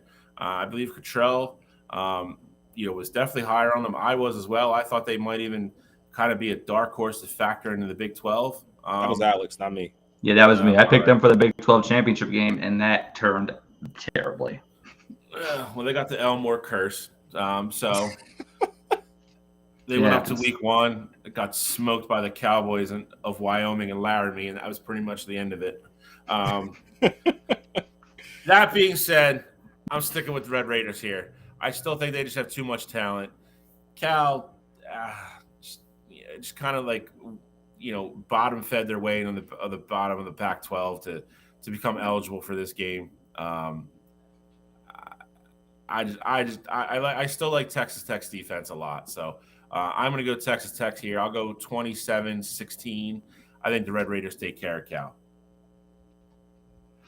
All right. Well, this is definitely an interesting matchup. Both teams 6-6. Obviously, Tech had a little bit of a higher aspirations for this season. But if you look at Cal, going from 3-6, making plans for December to go on vacation to now they're still practicing and ready to play some more football. So Cal's coming in with riding an ultimate high right now. All behind Jaden Ott, their sophomore running back, has 1,260 yards rushing. And Tech's defense, as good as they are allowing 4.5 yards per carry. So I do expect a heavy dose of Jaden on the ground. Not to mention, you got to look out for him in the kick return game. He had a 100-yard kick return against UCLA when they smashed UCLA 33-7 in their last game of the season to become bowl eligible against a pretty damn good defense with UCLA. And then, of course, on the Texas Tech's end, I do see this as a very heavy run game, with Taj Brooks having 1,443 yards on the ground for Tech. He's no slouch himself. I believe he finished 3rd in NCAA in rushing yards. Cal's been on fire, like I said, winning 3 in a row. They dropped 33 on UCLA's, top 15 ranked defense. And Tech, They have a problem with turnovers. They're -8 right now in turnover margin, and I expect a lot of sloppy defense and more than a few turnovers here. And I'm taking Cal covering that +3.5 today against Tech. I think they're going to come out, they're going to dominate. That run game is going to look fantastic as it has over the last few weeks. And I do think this is a higher scoring game. I think I got this one 31-28 Cal. Makes it covering that 3.5 point spread. So it's interesting that you bring up the rushing attack because that is going to be the key to this game. I think whoever has more rushing yards is going to ultimately be the winner of this game. But I'm going on the other side of you, Alex, here. I like Texas Tech to win it. Taj Brooks is a kid that is incredible on the ground. And even in, those tougher games, like you look at the game, they got blew out against Texas. Like he still almost had 100 yards in that one. Obviously, it doesn't matter with the end result being the way it was, but he was still able to have success against, those better teams. And against non-conference opponents, he's averaging 7.2 yards per carry. And so I think with a team like Cal that, they don't necessarily play great defense by any means, I think he's going to be able to have success. And I think if you give him the ball 30 times in this game, which, that wouldn't be out of the ordinary for them. They've done it, quite a few times so far this season. I think he will have success on the ground, and I think that's ultimately going to lead to a Texas Tech win. So I do like to be a little bit higher scoring as well. I'm going 31-27. I think Cal has the ball at the end of the game, to go down and try to take the lead. And I think Tech does what they need to do to hold them out of the end zone. Always, another thing that's and Cal, Cal's offensive coordinator took the job at Baylor, so he's gone. It's always rough when you're try to break in your OC for the first game in a bowl game, nonetheless. And also a little update on our first game. Ohio is just taking the lead 3-0 to kick the field goal against Georgia Southern. Go Bobcats. Go Bobcats. Go Bobcats. Go Mud Hens. Let's go. Fun fact, I definitely took a visit to Ohio University. It was one of my top schools, actually. You were almost a Bobcat. Almost a Bobcat. My mom wanted, for what it's worth, my mom wanted me to go there. Probably should have went there. Mom always knows best. That was the only school that I took multiple visits to as well, but still ended up at Kent. What was it about Kent that won out over Ohio? At the time, Ohio didn't have a men's track team, so was not interested in going there. Wow, you're not fast. Why do you care? I could throw. That was my thing. I know I wasn't fast. I can throw, bro. I could throw, bro. I'm not kidding myself here, but I was that guy with the discus. I was that discus guy. All right. It's got one of the best, like this is one of the top 5 bowl names by far. Avocados from Mexico. Avocados from Mexico Cure Bowl. Appalachian State, who has a top 2 or 3 gorgeous baseball stadium. Fun fact for you. Versus the Miami Redhawks of Ohio. This is down in Orlando, Florida. Yeah, more MAC action. Listen, this is not your grandmom's, upset Michigan Appalachian State team. I'm going to beat Alex to the punch because I knew he was going to bring it up again. And you got it. You got it. Couldn't let you do it. This is debatably, one of Miami Ohio's, best team since Big Ben, questionable behavior in the bathroom. Roethlisberger was there, but they're fueled by defense. They have a great defense. They have 4 starters that have over 7.5 sacks. Appalachian State does not have the pure dual threat quarterback they've had in the last couple years. They can't pass the ball super efficiently. I think Miami's defense is just going to run downhill all day, put pressure on him, and slow down Appalachian State's running attack. I like Miami of Ohio here. Give me Miami, Ohio 24. Give me Appalachian State 17. I think this is a good game. It is what happened? I was wondering when that was going to happen because Bill had been frozen there for a little second. So I was wondering if he was going to ever just stop talking there, but I'm sure he's going to be back in here shortly. But for me in this game here, I think this is a very interesting matchup because Miami is a team that relies so heavily on their defense. And on the flip side of it, Appalachian State is a team that tries to move the ball up and down the field and put as much points on the board as they can. They've been in plenty of games where they've had, high 30s, 40s, even in the 50s, against Georgia Southern, the one game. So I do think, me personally, I got Appalachian State ended up coming out on top in this game. I like Joey Aguilar to end up putting up numbers against this Miami of Ohio defense. I think the magic number for them is 30. If they can hit that 30-point spot, they're going to win this football game. With Miami, I've seen them play a few times this year. They did surprise me in the MAC championship game. Alex, I know you are all over them in that game, but I just don't think Brett Gabbert is going to be the guy to put up 30 points and beat this Appalachian State team. So, and for those of you that know the name Gabbert, yes, Blaine is his brother. But I like Appalachian State to win this one. I'm going 30-17. All right, perfect.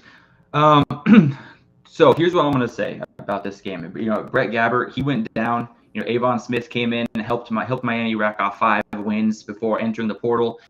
Today Miami is actually going to be starting Henry Hassan will be under center for them, and I expect a steady dose of Rashad Amos. Early and often, he's got 7 touchdowns over his last 4 games, averaging 5.1 yards per carry. Another game that's going to rely heavily on, the rushing offense from Miami of Ohio to be able to win this game. Though Appalachian State has a pretty potent offense, Miami has an 8th ranked scoring defense, and they do have a couple pieces missing from today's defense for, going to the draft or entering the transfer portal. But I do think that defensive unit is still pretty stout. Here's the problem, though, if Appalachian State wants to win, they have to keep the quarterback on his feet. They gave up a season-high 5 sacks last week against Troy, and Miami has 34 total sacks on the season. So look for them to apply a lot of defensive pressure in the backfield. I expect Miami's defense to show up, but I expect their offense not to show up without Gabbert behind center. And I do think that Appalachian State is able to pull this off. My best bet for this game is under 43.5. And Appalachian State covering the 6.5 point spread. I think the final score is more like 21-7. I think this is a defensive barn burner, and that's what I have going for this one. So 21-7 Appalachian State. Very, very interesting. I think obviously with the conferences being a little bit different, it's fun to see these spreads play out the way that they do, because you look at a team like Miami, you're like, oh, they're 11-2 this year. They just knocked off Toledo in their bowl game. Like, Toledo was a team that was kind of flirting with the top 25 there.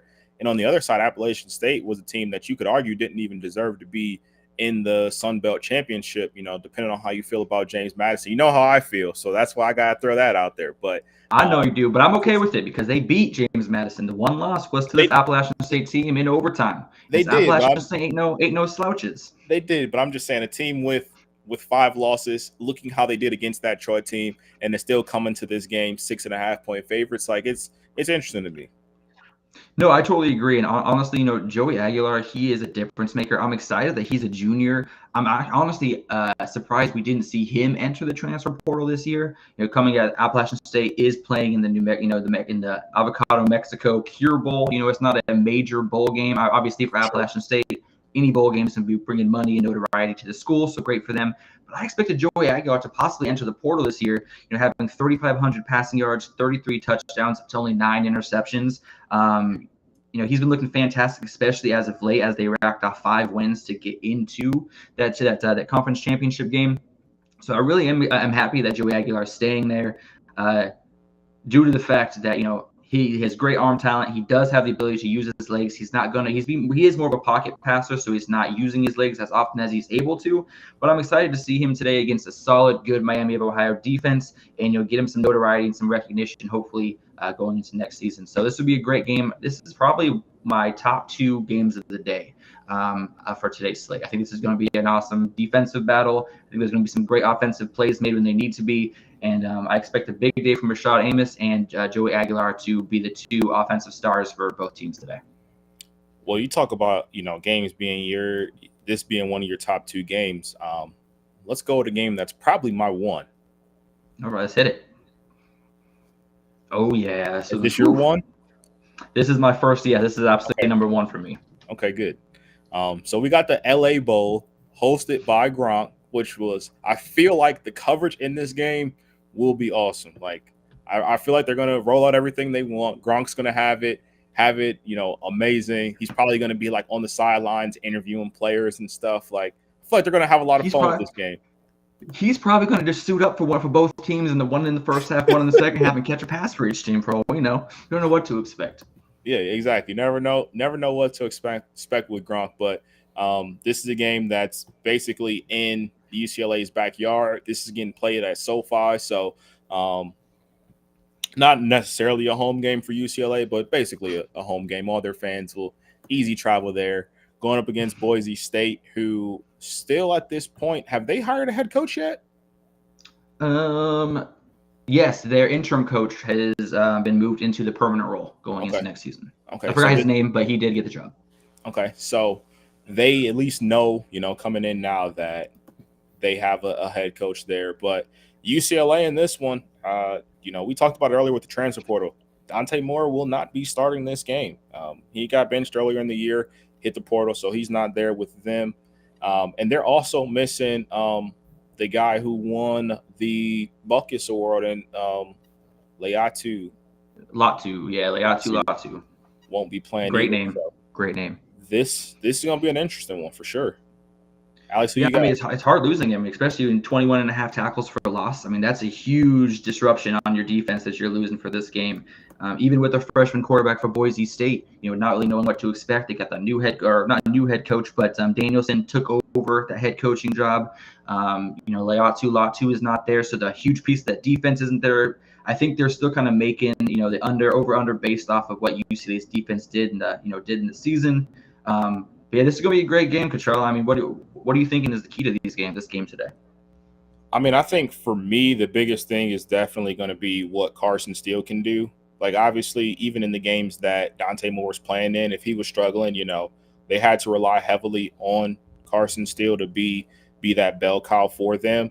And so I do think with UCLA, I almost, in a weird way, feel like Chip Kelly's kind of coaching for his job in this game. Like, I think depending on how it looks, maybe Chip Kelly is the guy who's the odd man out, because I don't think that UCLA administration is taking it lightly that he lost a 5-star kid that was, a starter for them this year. They've definitely been underperforming. And I mean, if you go 7-6 and you lose to a Boise State team and you're headed into the Big Ten next year, like maybe Chip Kelly's not the guy, to lead your organization. So I do think UCLA will come out and they will play some inspired football, because I think Chip Kelly is coaching for his job in this one.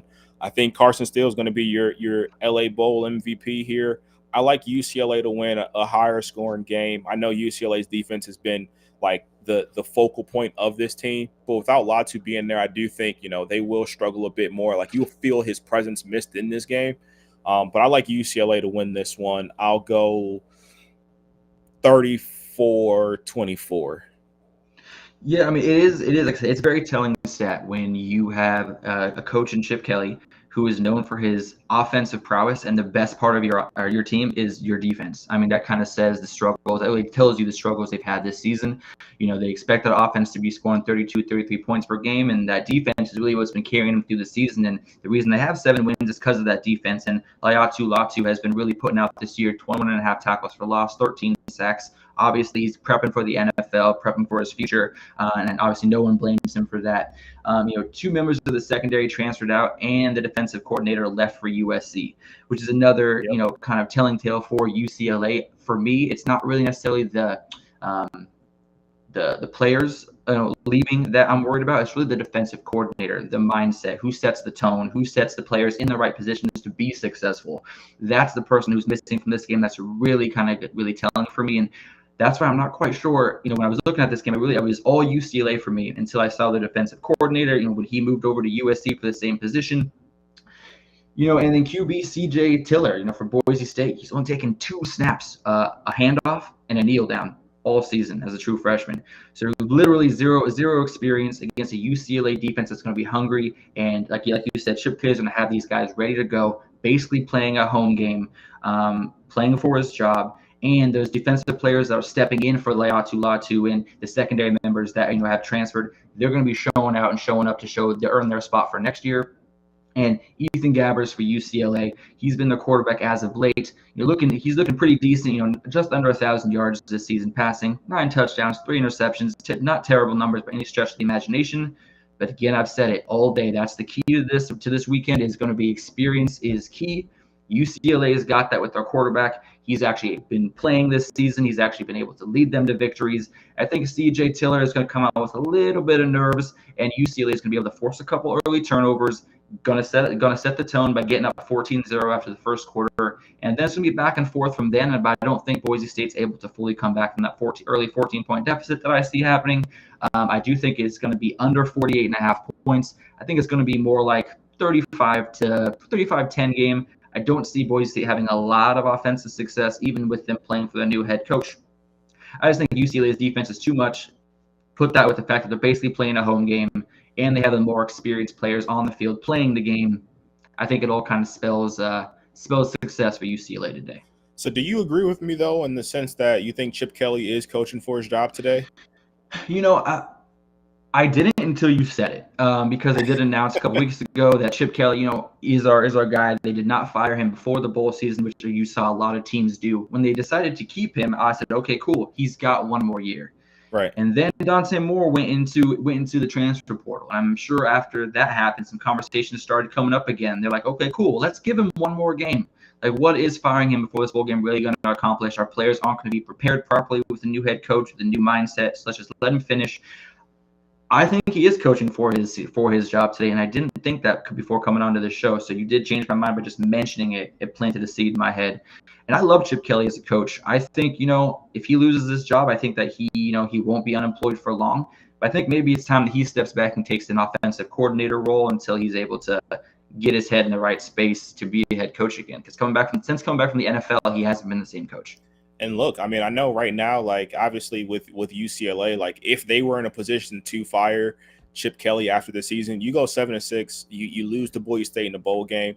Like, I can 100% understand what your logic would be. You lost your defensive coordinator. I'm sure a big reason why he ended up going to USC is because they shelled out a little bit more money, especially because he's taking the same position there. But I mean, we talked about it earlier with Iowa. I mean, if Chip Kelly right now, he's going to be the odd man looking, the odd man out, basically, because all these other head coaching vacancies are pretty much filled up. Why not go to a team like Iowa, where you can have full control of the offense? And could you imagine? Put some stuff could up. you imagine Chip Kelly offense and the Iowa defense? Exactly. Oh my goodness! Exactly. The Oregon the Oregon option attack. Not that you'd bring that directly to that, but that type of offense with a defense that allows 10 points a game. Oh my! Exactly. So maybe I'm just thinking a little bit too far ahead. Got some conspiracy theories going. I think UCLA takes care of business, like we said. But just kind of where my mind is at. If UCLA struggles in this game, or if they just go out there and lose, like if this UCLA team comes out flat and ill prepared, I think there's a good chance that you see Chip Kelly lose his job. I'm not going to argue with you on that one. Obviously, a lot is going to happen in losing those big time recruits, and not to mention having a defense as good as you've had and still losing your defensive coordinator to a rival school, just across town. I mean, that's not a good look either. So for sure. We got what? One more, 2 more games to talk about? We got 3 more. Yeah, 3 more. 3 more games.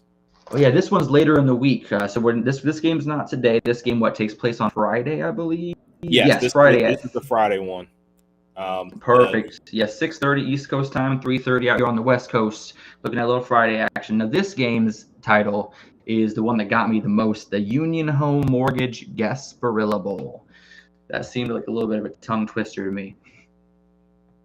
Yeah. So this game, obviously, we got it here. It's in Tampa, Florida.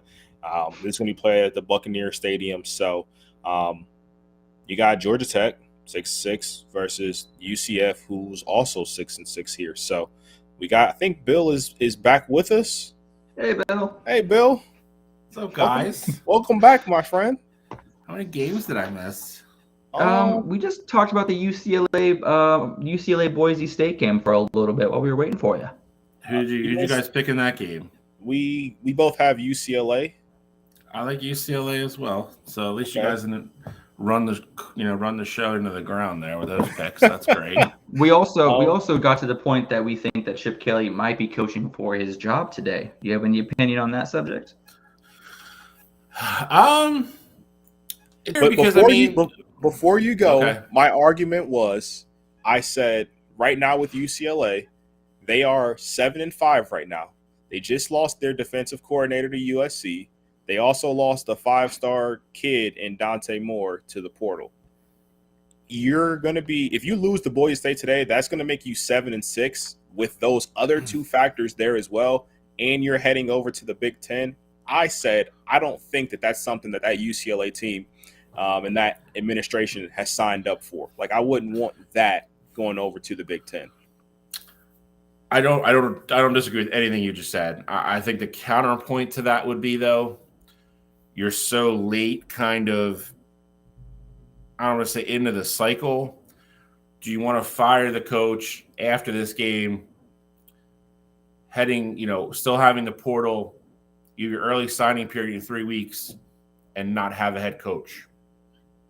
I think that's what you have to weigh it against. I think UCLA is obviously a more attractive job now than it was 6 months ago, since we know they're going to the Big Ten. You're getting all that extra money from the TV deal. And it's freaking UCLA. I mean, you play in perfect weather all day. But there was a lot of kind of like rumors about, his job kind of being insecure and him being on the hot seat. And then he went out and beat USC, and then it kind of disappeared. Again, I think if they go out and get embarrassed by Boise State, then maybe. I mean, listen, I lived through the Chip Kelly era here. Chip Kelly has a really, bad habit of rubbing people the wrong way. Not the easiest guy in the world to work with. I wouldn't be shocked. I wouldn't be shocked at all. I think you're weighing exactly what Cottrell said versus, do we want to not have a head coach or have to go find one now last minute? Because, for lack of a better term, a lot of the big name guys, you're at that point, you're trying to lure. You'd have to go find a guy from another program and get him to leave his program, which at a weird time. So it's weigh everything Cottrell said versus, do we want to do this, heading into, really signing kids out of the portal, heading into the early signing period and making our transition to the Big Ten. I wouldn't want to make that decision. That's not an easy decision either way. I don't like Chip Kelly, so if he gets fired, I'll laugh. I think they're in a tough spot because I think I'll say this. I'll 100% agree with this. And Cottrell summed it up with the last thing he said with UCLA not signing up for this. I couldn't agree more wholeheartedly with that statement.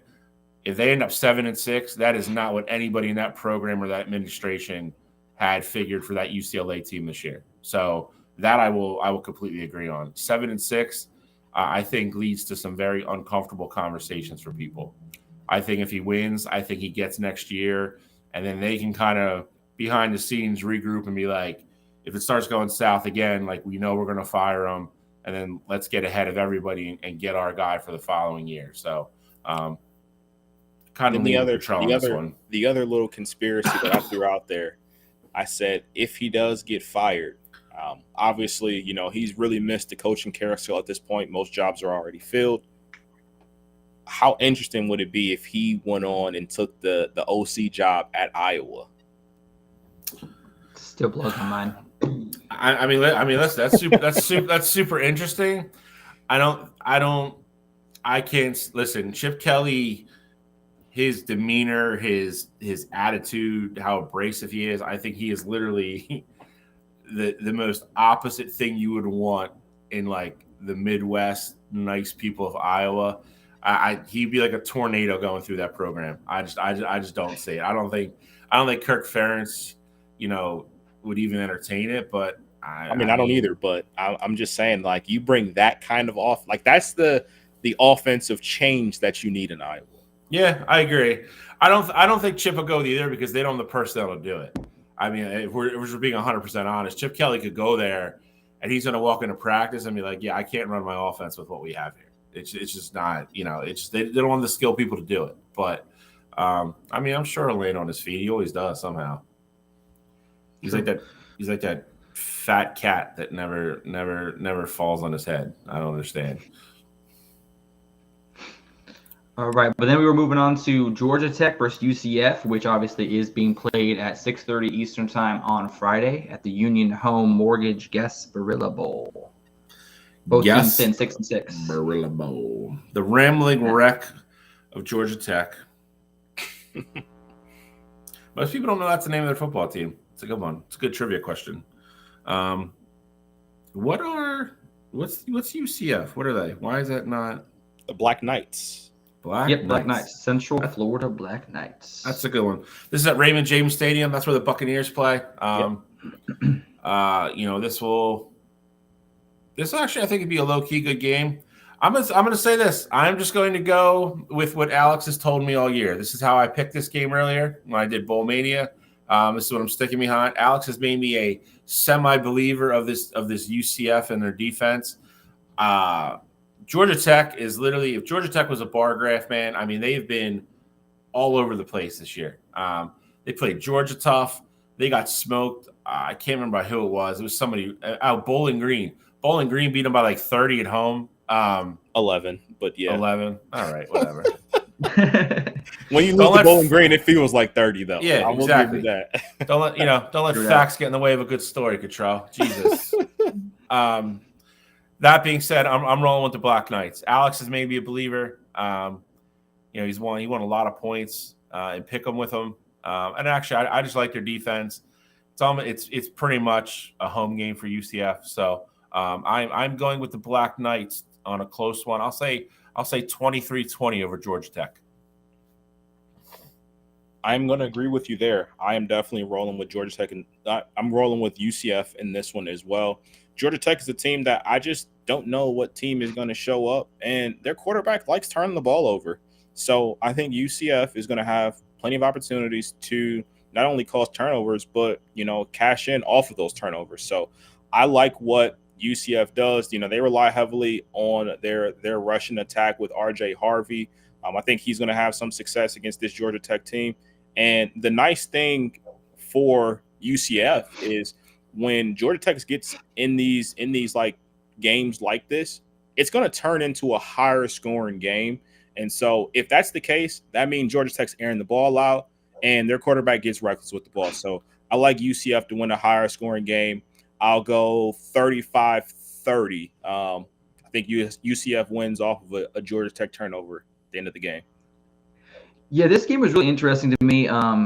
Georgia Tech has been a really fun team to watch. Obviously, UCF I've been following and rooting for all season, as Bill mentioned. You got a couple of really great quarterbacks in this game that you've probably never really heard of. Obviously, the UCF is led by John Reese Plumlee, who's one of my favorite quarterbacks in the country, just pure on ability, attitude, and how he leads his team. And then you also got to remember that Georgia Tech also has a stud in Haynes King. He's a great leader of that Georgia Tech offense, who is highly recruited. He was also someone that was talked about even as the backup last season. They were looking forward to the future of him taking over the program. Both of these offenses know how to score. UCF's averaging 32 points per game, Georgia Tech 31, and both these defenses are allowing similar amount scored as well as their offense is putting up. Both teams are streaky. We don't know which Georgia Tech we're going to get today. The team that beat North Carolina and beat Miami, or are we getting the Georgia Tech that lost 4 games in a row? Are we getting the UCF that went toe-to-toe, against some Big 12 competition that they shouldn't have? Or are we getting the four losses in a row team and John Reese Plumlee throwing interceptions left and right? So this game for me, the over is definitely the easiest bet of the day. But I do got to roll with UCF. I've been rolling with them all season. And with this point spread being only 3, what is it right now? It is at – you know what the point spread is at? 3.5 right now? Yeah. So 4.5. The spread went up 4.5 for UCF. I think that's telling the line has been moving in UCF's favor. I just think John Reese Plumlee and UCF's got a little bit too many weapons. The defense is going to pull out all the stops to eliminate Haynes King with his passing attack and with his legs. I think UCF takes care of business this Friday night, winning by 7. I think it's going to be a 35-27 game with the overhitting as well as UCF taking the points. We have a touchdown alert. Who scored? The Ohio. The Ohio Bobcats, baby. Are up 10-0 Still early. now. Still Go, early. Nothing. go Bobby Cats. Okay. The Myrtle Beach Georgia Bowl is Southern down has an 10-0. interception and a 3-and-out. All right, I'm not worried. Hey, don't be worried. But look, 1-0 coming soon to Bowl Mania. All right. Is this our last one? No, we got two more. Two more. The roofclaim.com tracksuits and Boca Raton Bowl here. Syracuse Orangemen versus the South Florida Bulls. And this one is being played on Thursday. For those Thursday, of you who don't know. this is at Florida Atlantic Stadium in Boca Raton. Again, it's going to be a de facto home game for the South Florida Bulls. I don't think Syracuse minds getting out of the climate that they're in to go down to Florida for a week. Facts, especially in December. Yeah, I'm sure they welcome the sunny skies of South Florida. I will say this: this happens at least once every year. Once every year, an assistant coach takes over a team and wins a bowl game. It happens once every goddamn bowl season.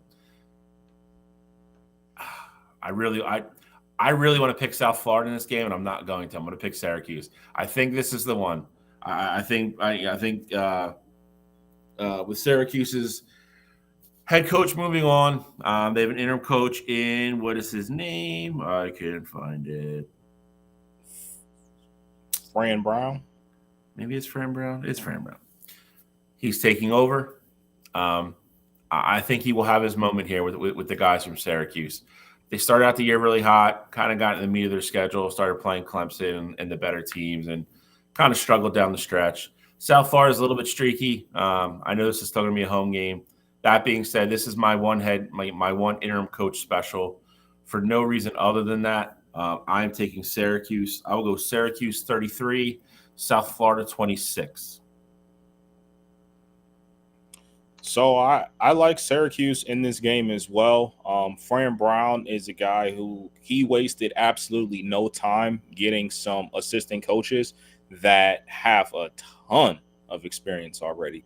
He got the Giants running backs coach to be his offensive coordinator. He went and got New England's receiver coach to be like their passing game coordinator. I love what he's doing with that coaching staff. I think it's going to make a lot of changes in terms of recruiting for Syracuse in the future. But I think Syracuse is a team that is going to have a lot of success in this game. USF is a team that got a lot of praise early in the year for, really taking Bama to the brink and arguably being a team that should have beat them earlier this year. But I like Syracuse because I like the staff that Syracuse has hired, and I think they're going to come in with a great game plan to slow down this USF offense. So I just read those before Alex goes. Fran Brown is the coach. The assistants are going to coach this game, though. He's actually not coaching this game. So it doubles back down even more so on what I said. But I like everything Cottrell said. I'm sticking with my Syracuse pick, 33-26. Alex, who you got? Yeah, I mean, this game is definitely intriguing. Both teams had high potential. Syracuse's offense started out absolutely fantastic this season before hitting a couple games skid there. But for me, it's going to be, the rushing attack for Syracuse, and the defense for USF. The problem with USF's defense is going to be their secondary. They did decent against the run, but where they were really getting beaten up was that secondary. And Syracuse isn't really heavily into throwing the ball. They have a running back in LaQuint Allen this season who has rushed for over 100 yards in 4 straight games, including 144 yards against Wake in their last win of 35-31 at home on the 25th of November. He's absolutely killing it in between the tackles this game. I do expect that the under is what's going to hit today. Being 61.5, it seems a bit high when the best player on the best team in this game is the running back. I do expect a lot of inside handoffs, outside runs. I do think this game is going to be lower scoring, more like the 28-14 game is what I'm expecting. I do think Syracuse does take care of business. The fact that they're only a 3.5 underdogs, 3-point favorites right now seems a little bit interesting to me, probably because USF is so close to their home where their fans are based out of. I do think Syracuse comes in here with a chip on their shoulder. I think that LeQuint's going to go off today for another 140-yard game and 2 touchdowns, and they take care of business pretty handily in the Boca Raton roofclaim.com bowl. In unrelated news, Bill, I don't know if you saw, but Darius Slay just had surgery on his knee. Yeah. Hate to bring a damper to your mood here, but just wanted to throw that out there so you knew about it. Deal with that on a different day. It's the college football show, bro. And Georgia Southern just threw another interception. Ohio has the ball now on Georgia Southern's 21-yard line. So that game is not going how I thought. Let's go, baby. The old L1 start for Elmore right there. Never go against Maction. Come on, what are you doing? Baby. Action. All right, here we go. Oh, Scooter's Coffee Bowl. Not gonna lie, them playing on Coastal Carolina looks sweet with that teal turf. Teal turf. Oh, I bet. That's nice. So the Scooter's Coffee Frisco Bowl. Tuesday, 6 p.m. This is Tuesday. You got it. It's down in Toyota Stadium in Frisco, Texas. I have no idea who plays there. This used to be it's still the Frisco Bowl, but they just have like a new sponsor, I guess. Fun fact about the Frisco Bowl: this is the first bowl game that Kent State ever won in their entire school's history a few years back. So, give you a little history lesson about the Frisco Bowl here. Shameless Kent State plug. Action, baby. No shame. Well, Ohio State's not playing today, so he's got nobody else to plug. Yeah. So we got the University of Texas San Antonio Roadrunners, great name. Love him. Versus the Marshall Thundering Herd. Old home of Chad Pennington and Byron Leftwich and Randy Moss. The house that Randy Moss built. The house that Randy Moss built. Hey, speaking of Chad Pennington, y'all, I don't know if you guys have seen, but starting for Marshall today is freshman Cole Pennington. Is taking over the reins at Marshall today. He's got some great arm talent. He's in limited action this season. He's got 3 touchdowns, no interceptions. My birth last name is Pennington. So growing up, having a guy in the NFL named Pennington was huge for me. I was like, oh, that's my uncle. Obviously, he's not my real uncle. But I've been following the Pennington family since he played at Marshall, obviously with the Jets. So seeing his son, following his footsteps at Marshall is really nice to see. And I'm honestly really excited to see what kind of offense he's able to get behind him and go into next year. Marshall started off 4-0 this year, before losing 5 in a row and getting bowl eligible on the last week of the season. Marshall struggled moving the ball. 3rd and long is almost impossible for them. They need to get 3 or 4 yards on first down to create short yardage situations. Frank Harris is playing and has all of his weapons at his disposal. Frank Harris, in case you do not know, is the quarterback for UTSA. So you will see the UTSA offense at full strength. They're averaging 31.8 points per game. I do have faith that Cole Pennington will be a great quarterback for Marshall going into the future. But being his first bowl game, being a freshman, going against, again, here's the key word for today's episode, people, going against a more experienced team in University of Texas San Antonio and their offense. I do think that Frank Harris is going to have a huge game today, and he's probably going to be MVP of the Scooters Coffee Frisco Bowl, having 4 touchdown passes is what I'm seeing today. I think that they cover that 12-point spread. I think it's like a 35-14, 35-10 game. I don't think this game is very close. Alex, you summed it up pretty great for me in your analysis of this game. I think the one thing with Marshall that you've seen with them all season is that they don't have a dynamic offense. If they're not running the ball successfully, like you said, if they get behind the sticks early on, this is a game that's going to get ugly. And I think that, early on, UTSA will have a lot of success airing the ball out. Joshua Cephas is probably one of the best kept secrets in the entire country. Like, he's a big play waiting to happen. And I feel like with Cole Pennington, like you mentioned, his upside, the reality of it is he's thrown 6 interceptions so far this season. So I do think in a situation where UTSA, if they get up big, then you're going to see Marshall really try to press and, stretch the ball down the field. And he's going to make some inexperienced mistakes. So I like UTSA in this game, and I like them to win pretty big. I like UTSA as well. We already talked about their quarterback staying. They didn't lose anybody really to the portal. They also, I think, chalk it up to his win is keeping Jeff Traylor as well as their coach. They didn't lose him to the coaching carousel. His name came up for a lot of the bigger, mid-level schools, and he decided to stay. They are at full strength today, going against Marshall Hurd. I think they're just a better football team. If Cole Pennington has his arm talent that you guys speak of, excuse me. I don't think he's Chad Pennington's, legitimate son then, because that guy had a wet noodle for an arm. So I'm going with the Roadrunners here. Big, I think they cover. I'll go Roadrunners 37, Marshall 20. And I think they get another big win, and they get ready for next year. I think this is another team. I think they could be 10-2 somewhere in there this year. They're gonna bring back a lot of experience as a team to quietly watch out for next year. All right, we got our last game. There we go. Alex, we should have done these in order. I'm not the one who did them. Hey, I put them in how I got them. Okay, I'm sorry. Yeah, and I made them in a very random order. So the famous Toastery Bowl. It's the one everybody's been waiting for, gentlemen. Western Kentucky. Yeah, you slap us some toast. And this game is on Monday at 11:30 in the morning West Coast time, so 2:30 East Coast. Yep. Western Kentucky Hilltoppers versus the Old Dominion. I believe they're the Monarchs, but I think they are. Jerry Richardson Stadium in Charlotte, North Carolina. This is Monday, 2:30. It's a good afternoon treat for you. Something you can bet on while you're at work, not doing what you're supposed to be doing. I'm all for it. That being said, I just like Austin Reed in that Western Kentucky offense is just going to line up and just try to throw the ball, 80 times, make you chase them around, tackle them. I think Western Kentucky. I think Old Dominion's a nice, solid team. I just think Western Kentucky, if they can start out and not turn the ball over, like I said, with Reed and those wide receivers, I think they're going to air the ball out a lot. I don't think Old Dominion's going to be able to keep pace. It's going to make them come out of, what they, come out of their comfort zone and not do what they want to do. I think game flow is going to be a factor here.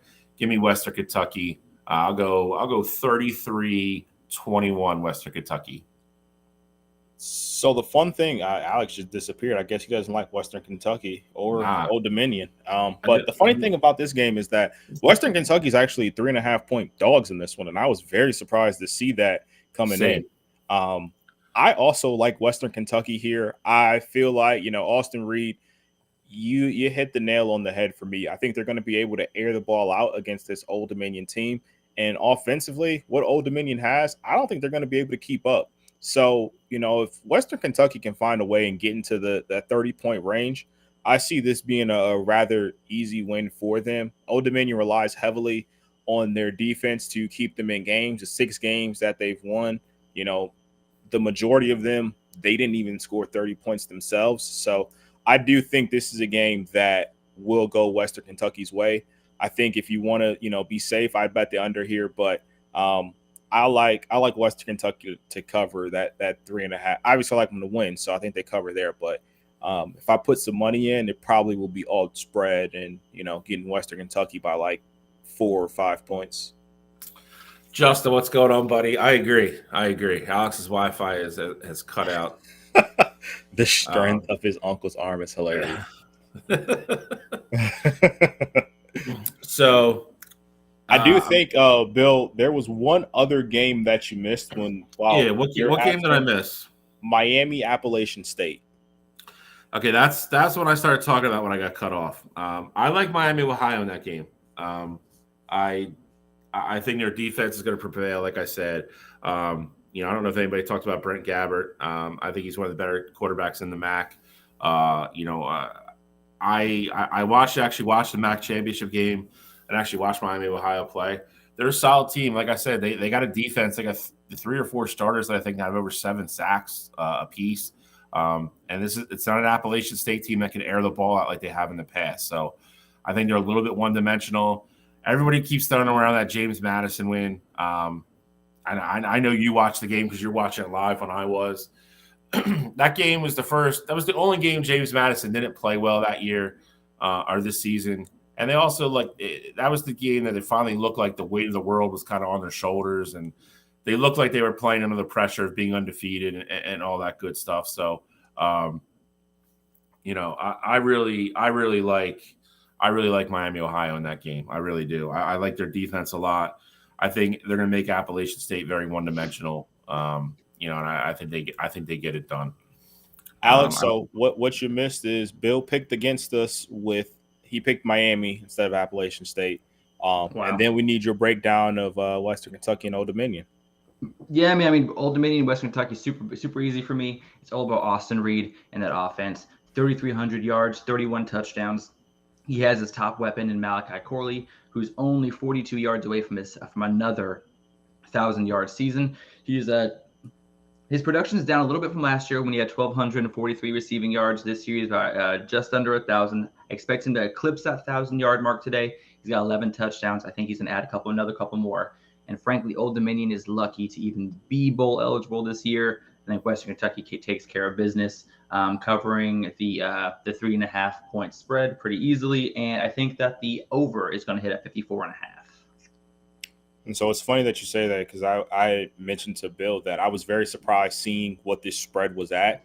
Seeing Old Dominion minus 3.5, I'm like, does Vegas know something that I don't? Because for me, I told Bill, if I bet this game, I'm betting Western Kentucky at the alt spread and probably getting them 4 or 5 points. Agreed. It always gives you pause when that happens, when you just look at something on the surface and you're like, all right, I know a decent amount about these teams, and then Vegas is on the complete other side. It always gives you pause, but Vegas isn't right all the time. So there's a lot of games, a lot of technical difficulties, a lot of fun though. It's an interesting game. We made it work. We made it work. It's an interesting show. Give Cottrell credit for being the Iron Man. The only guy that made it through the whole show today. My camera literally just wouldn't turn back on. I don't know what happened, because when you guys were previewing the game, I could hear everything. You just couldn't see me, and then I don't know, whatever. It's funny because you were talking and then you just disappeared on us. You pulled an Alex. Well, Alex pulled a you. Sentence. I didn't know if Alex my charger was unplugged. I just didn't know if Alex got upset that he was going to start this contest 0-1 right off the get go from all the hosts, or if I made I didn't know if the Chad Pennington uncle disgrace went too far, but Justin Louder enjoyed it all. So well, he knows me from when my last name was Alex Pennington. Yeah. He knows me from those days, so that's why he's one of the people I told. Yeah, that's my cousin in the NFL. So he knows. Believe you too. It's probably the only reason you guys are friends. He probably thought there was going to be some cool Chad Pennington payoff at the end. It's the only reason. All right. So listen, got jam-packed. Listen, if you're a college football fan, it's time to lock in all these games. I mean, I'll watch anything at this point. So, got a full day ahead. Like I said, you got a couple during the week to hold you over. And then next weekend, we're going to be back. We're going to do the same thing. We got a ton of games. We're going to start touching on the bigger ones. So, we'll start getting bigger programs in here. Have a little bit more clarity on who's staying, who's going to, so a little easier to predict those games. If you have with the portal too, obviously we'll be back with more portal talk, because, like I said, I think some of those guys will sign this week. So we will definitely do an updated portal. We'll review some of the games we just went over, because I guarantee you someone will be crazy. There's always bad beats. That's one thing you can guarantee yourself with bowl week. There's always bad beats. There's always a crazy finish that shouldn't have happened. There's always some bonehead coaching that goes into it somewhere along the way. You'll get at least one Hail Mary or something close to like that happening. It always happens. That's why Bowl Mania is so great. You get it all across the board. It always happens every single year. So we will review a lot of what we talked about today, and like I said, we'll preview next week's bowl games, and then we're actually going to get some look ahead predictions for Cottrell, because the following week he will not be here. Because he's he's cool. He's going to go sip his Mai Tais on a cruise ship. So, Ohio State doesn't make the Final Four, all of a sudden schedule emergency vacation. So whatever. Who says Wi-Fi? Yeah. It's a fair fair point. Wife did we try college football? We tried with Gene the one time. We tried with Gene, and it didn't go well. I'm looking like both of you guys, but that'd be me the entire show. Yeah. Gene, I got to give Gene credit. Gene tried to, Gene was running around the different decks of the ship trying to find a hot spot, and it didn't work. That man tried his hardest to get on the show, and me and Cottrell, we told Mike, we were like, that's it, like don't let him back in, like it was enough. So next week we will. Next week's gonna be a big show because we're gonna, like I said, we're gonna have to review, preview, and then we're gonna have to jump a little bit ahead just for Cottrell so he can give his breakdown of his Final Four. And the following week, just me and you, Elmore. We got to carry the whole show. Heck yeah, we can do that. I'm used to it, but I'm gonna need a little help from you next week, or 2 weeks from now. But that being said, gentlemen, enjoy your Saturday. Love doing this with both you guys as always, and if you haven't signed up for Bowl Mania, it's still late. You're gonna have to eat the first game, but I believe they do let you sign up until I think it's like the end of tomorrow, maybe. I forget what it is. You can jump in at any time though, but you're just going to be down possible games to make up. So, but if you haven't, you're listening, by all means, go sign up. Like I said, it's under wire to wire. Pop in, you'll see all of our entries and everything. It's a lot of fun, a lot of swag and stuff at the end if you win. If you beat any of the hosts, so if you're the top person that beat all the hosts, sorry, I don't want to say that the wrong way because we'll have 30 people looking for hoodies and stuff because Gene always finishes like third from last. In the comments earlier, he said he was guaranteeing a win this year. So don't mind him. Gene. I think Gene needs to be a little humble pie over the holidays and get his picks back on track. He's having a rough year. And if me or Cottrell end up beating him in NFL, I don't know. I don't know what's going to happen. There's going to be a lot of bragging rights going on there.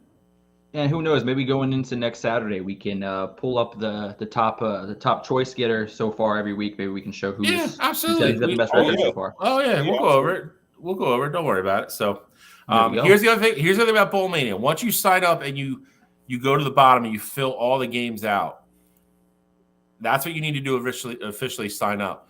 Now between now and when the games kick, you can go log back in and change them. So that's one question I've already been asked. You can go in and change them. So like if we find out, come the Ohio State game, everybody ends up, last minute declaring they're not playing, and then you think Missouri's going to win, you can go in and change your pick from Ohio State to Missouri. As long as you change it before they kick off, you can change it. So you should have to do the original sign up, pick all the games, and then after that you can log back in and change games. So that is one cool thing they do. So you're not locked into something that's going to happen 2 weeks from now when you find out half the team's not going to play. So, and before we get off air, it's only right that Ohio went and scored another touchdown. It's only right. I like starting off with a W. It's always good. It's always good to be 1-0. 1-0. Is I actually picked Ohio. Get a load of this guy. Here we go. Look at this. Get a load of this guy. So technically, 1-0, baby. Damn. Well, in my defense, I made these picks before doing my research last night, and now I'm thankful that I did because it's not turning out so well. I mean, I don't know if anybody out here follows your picks, Alex. Hopefully they don't, but if they do, I hope not either. I know. Well, hey, in my defense, we did not get our picks out for that game until after it started. So technically, not on me. Oh my God. Not on me. All right. All right, boys. Another fun Saturday. Another fun Saturday. We will be back next week. Ton to do. Enjoy the week, gentlemen. Absolutely. Hopefully it warms up for being Cottrell. I don't think it's going to, though, but we'll see. And we will be back next week. So everybody enjoy your weekend. Signing off. We'll see you soon. See you.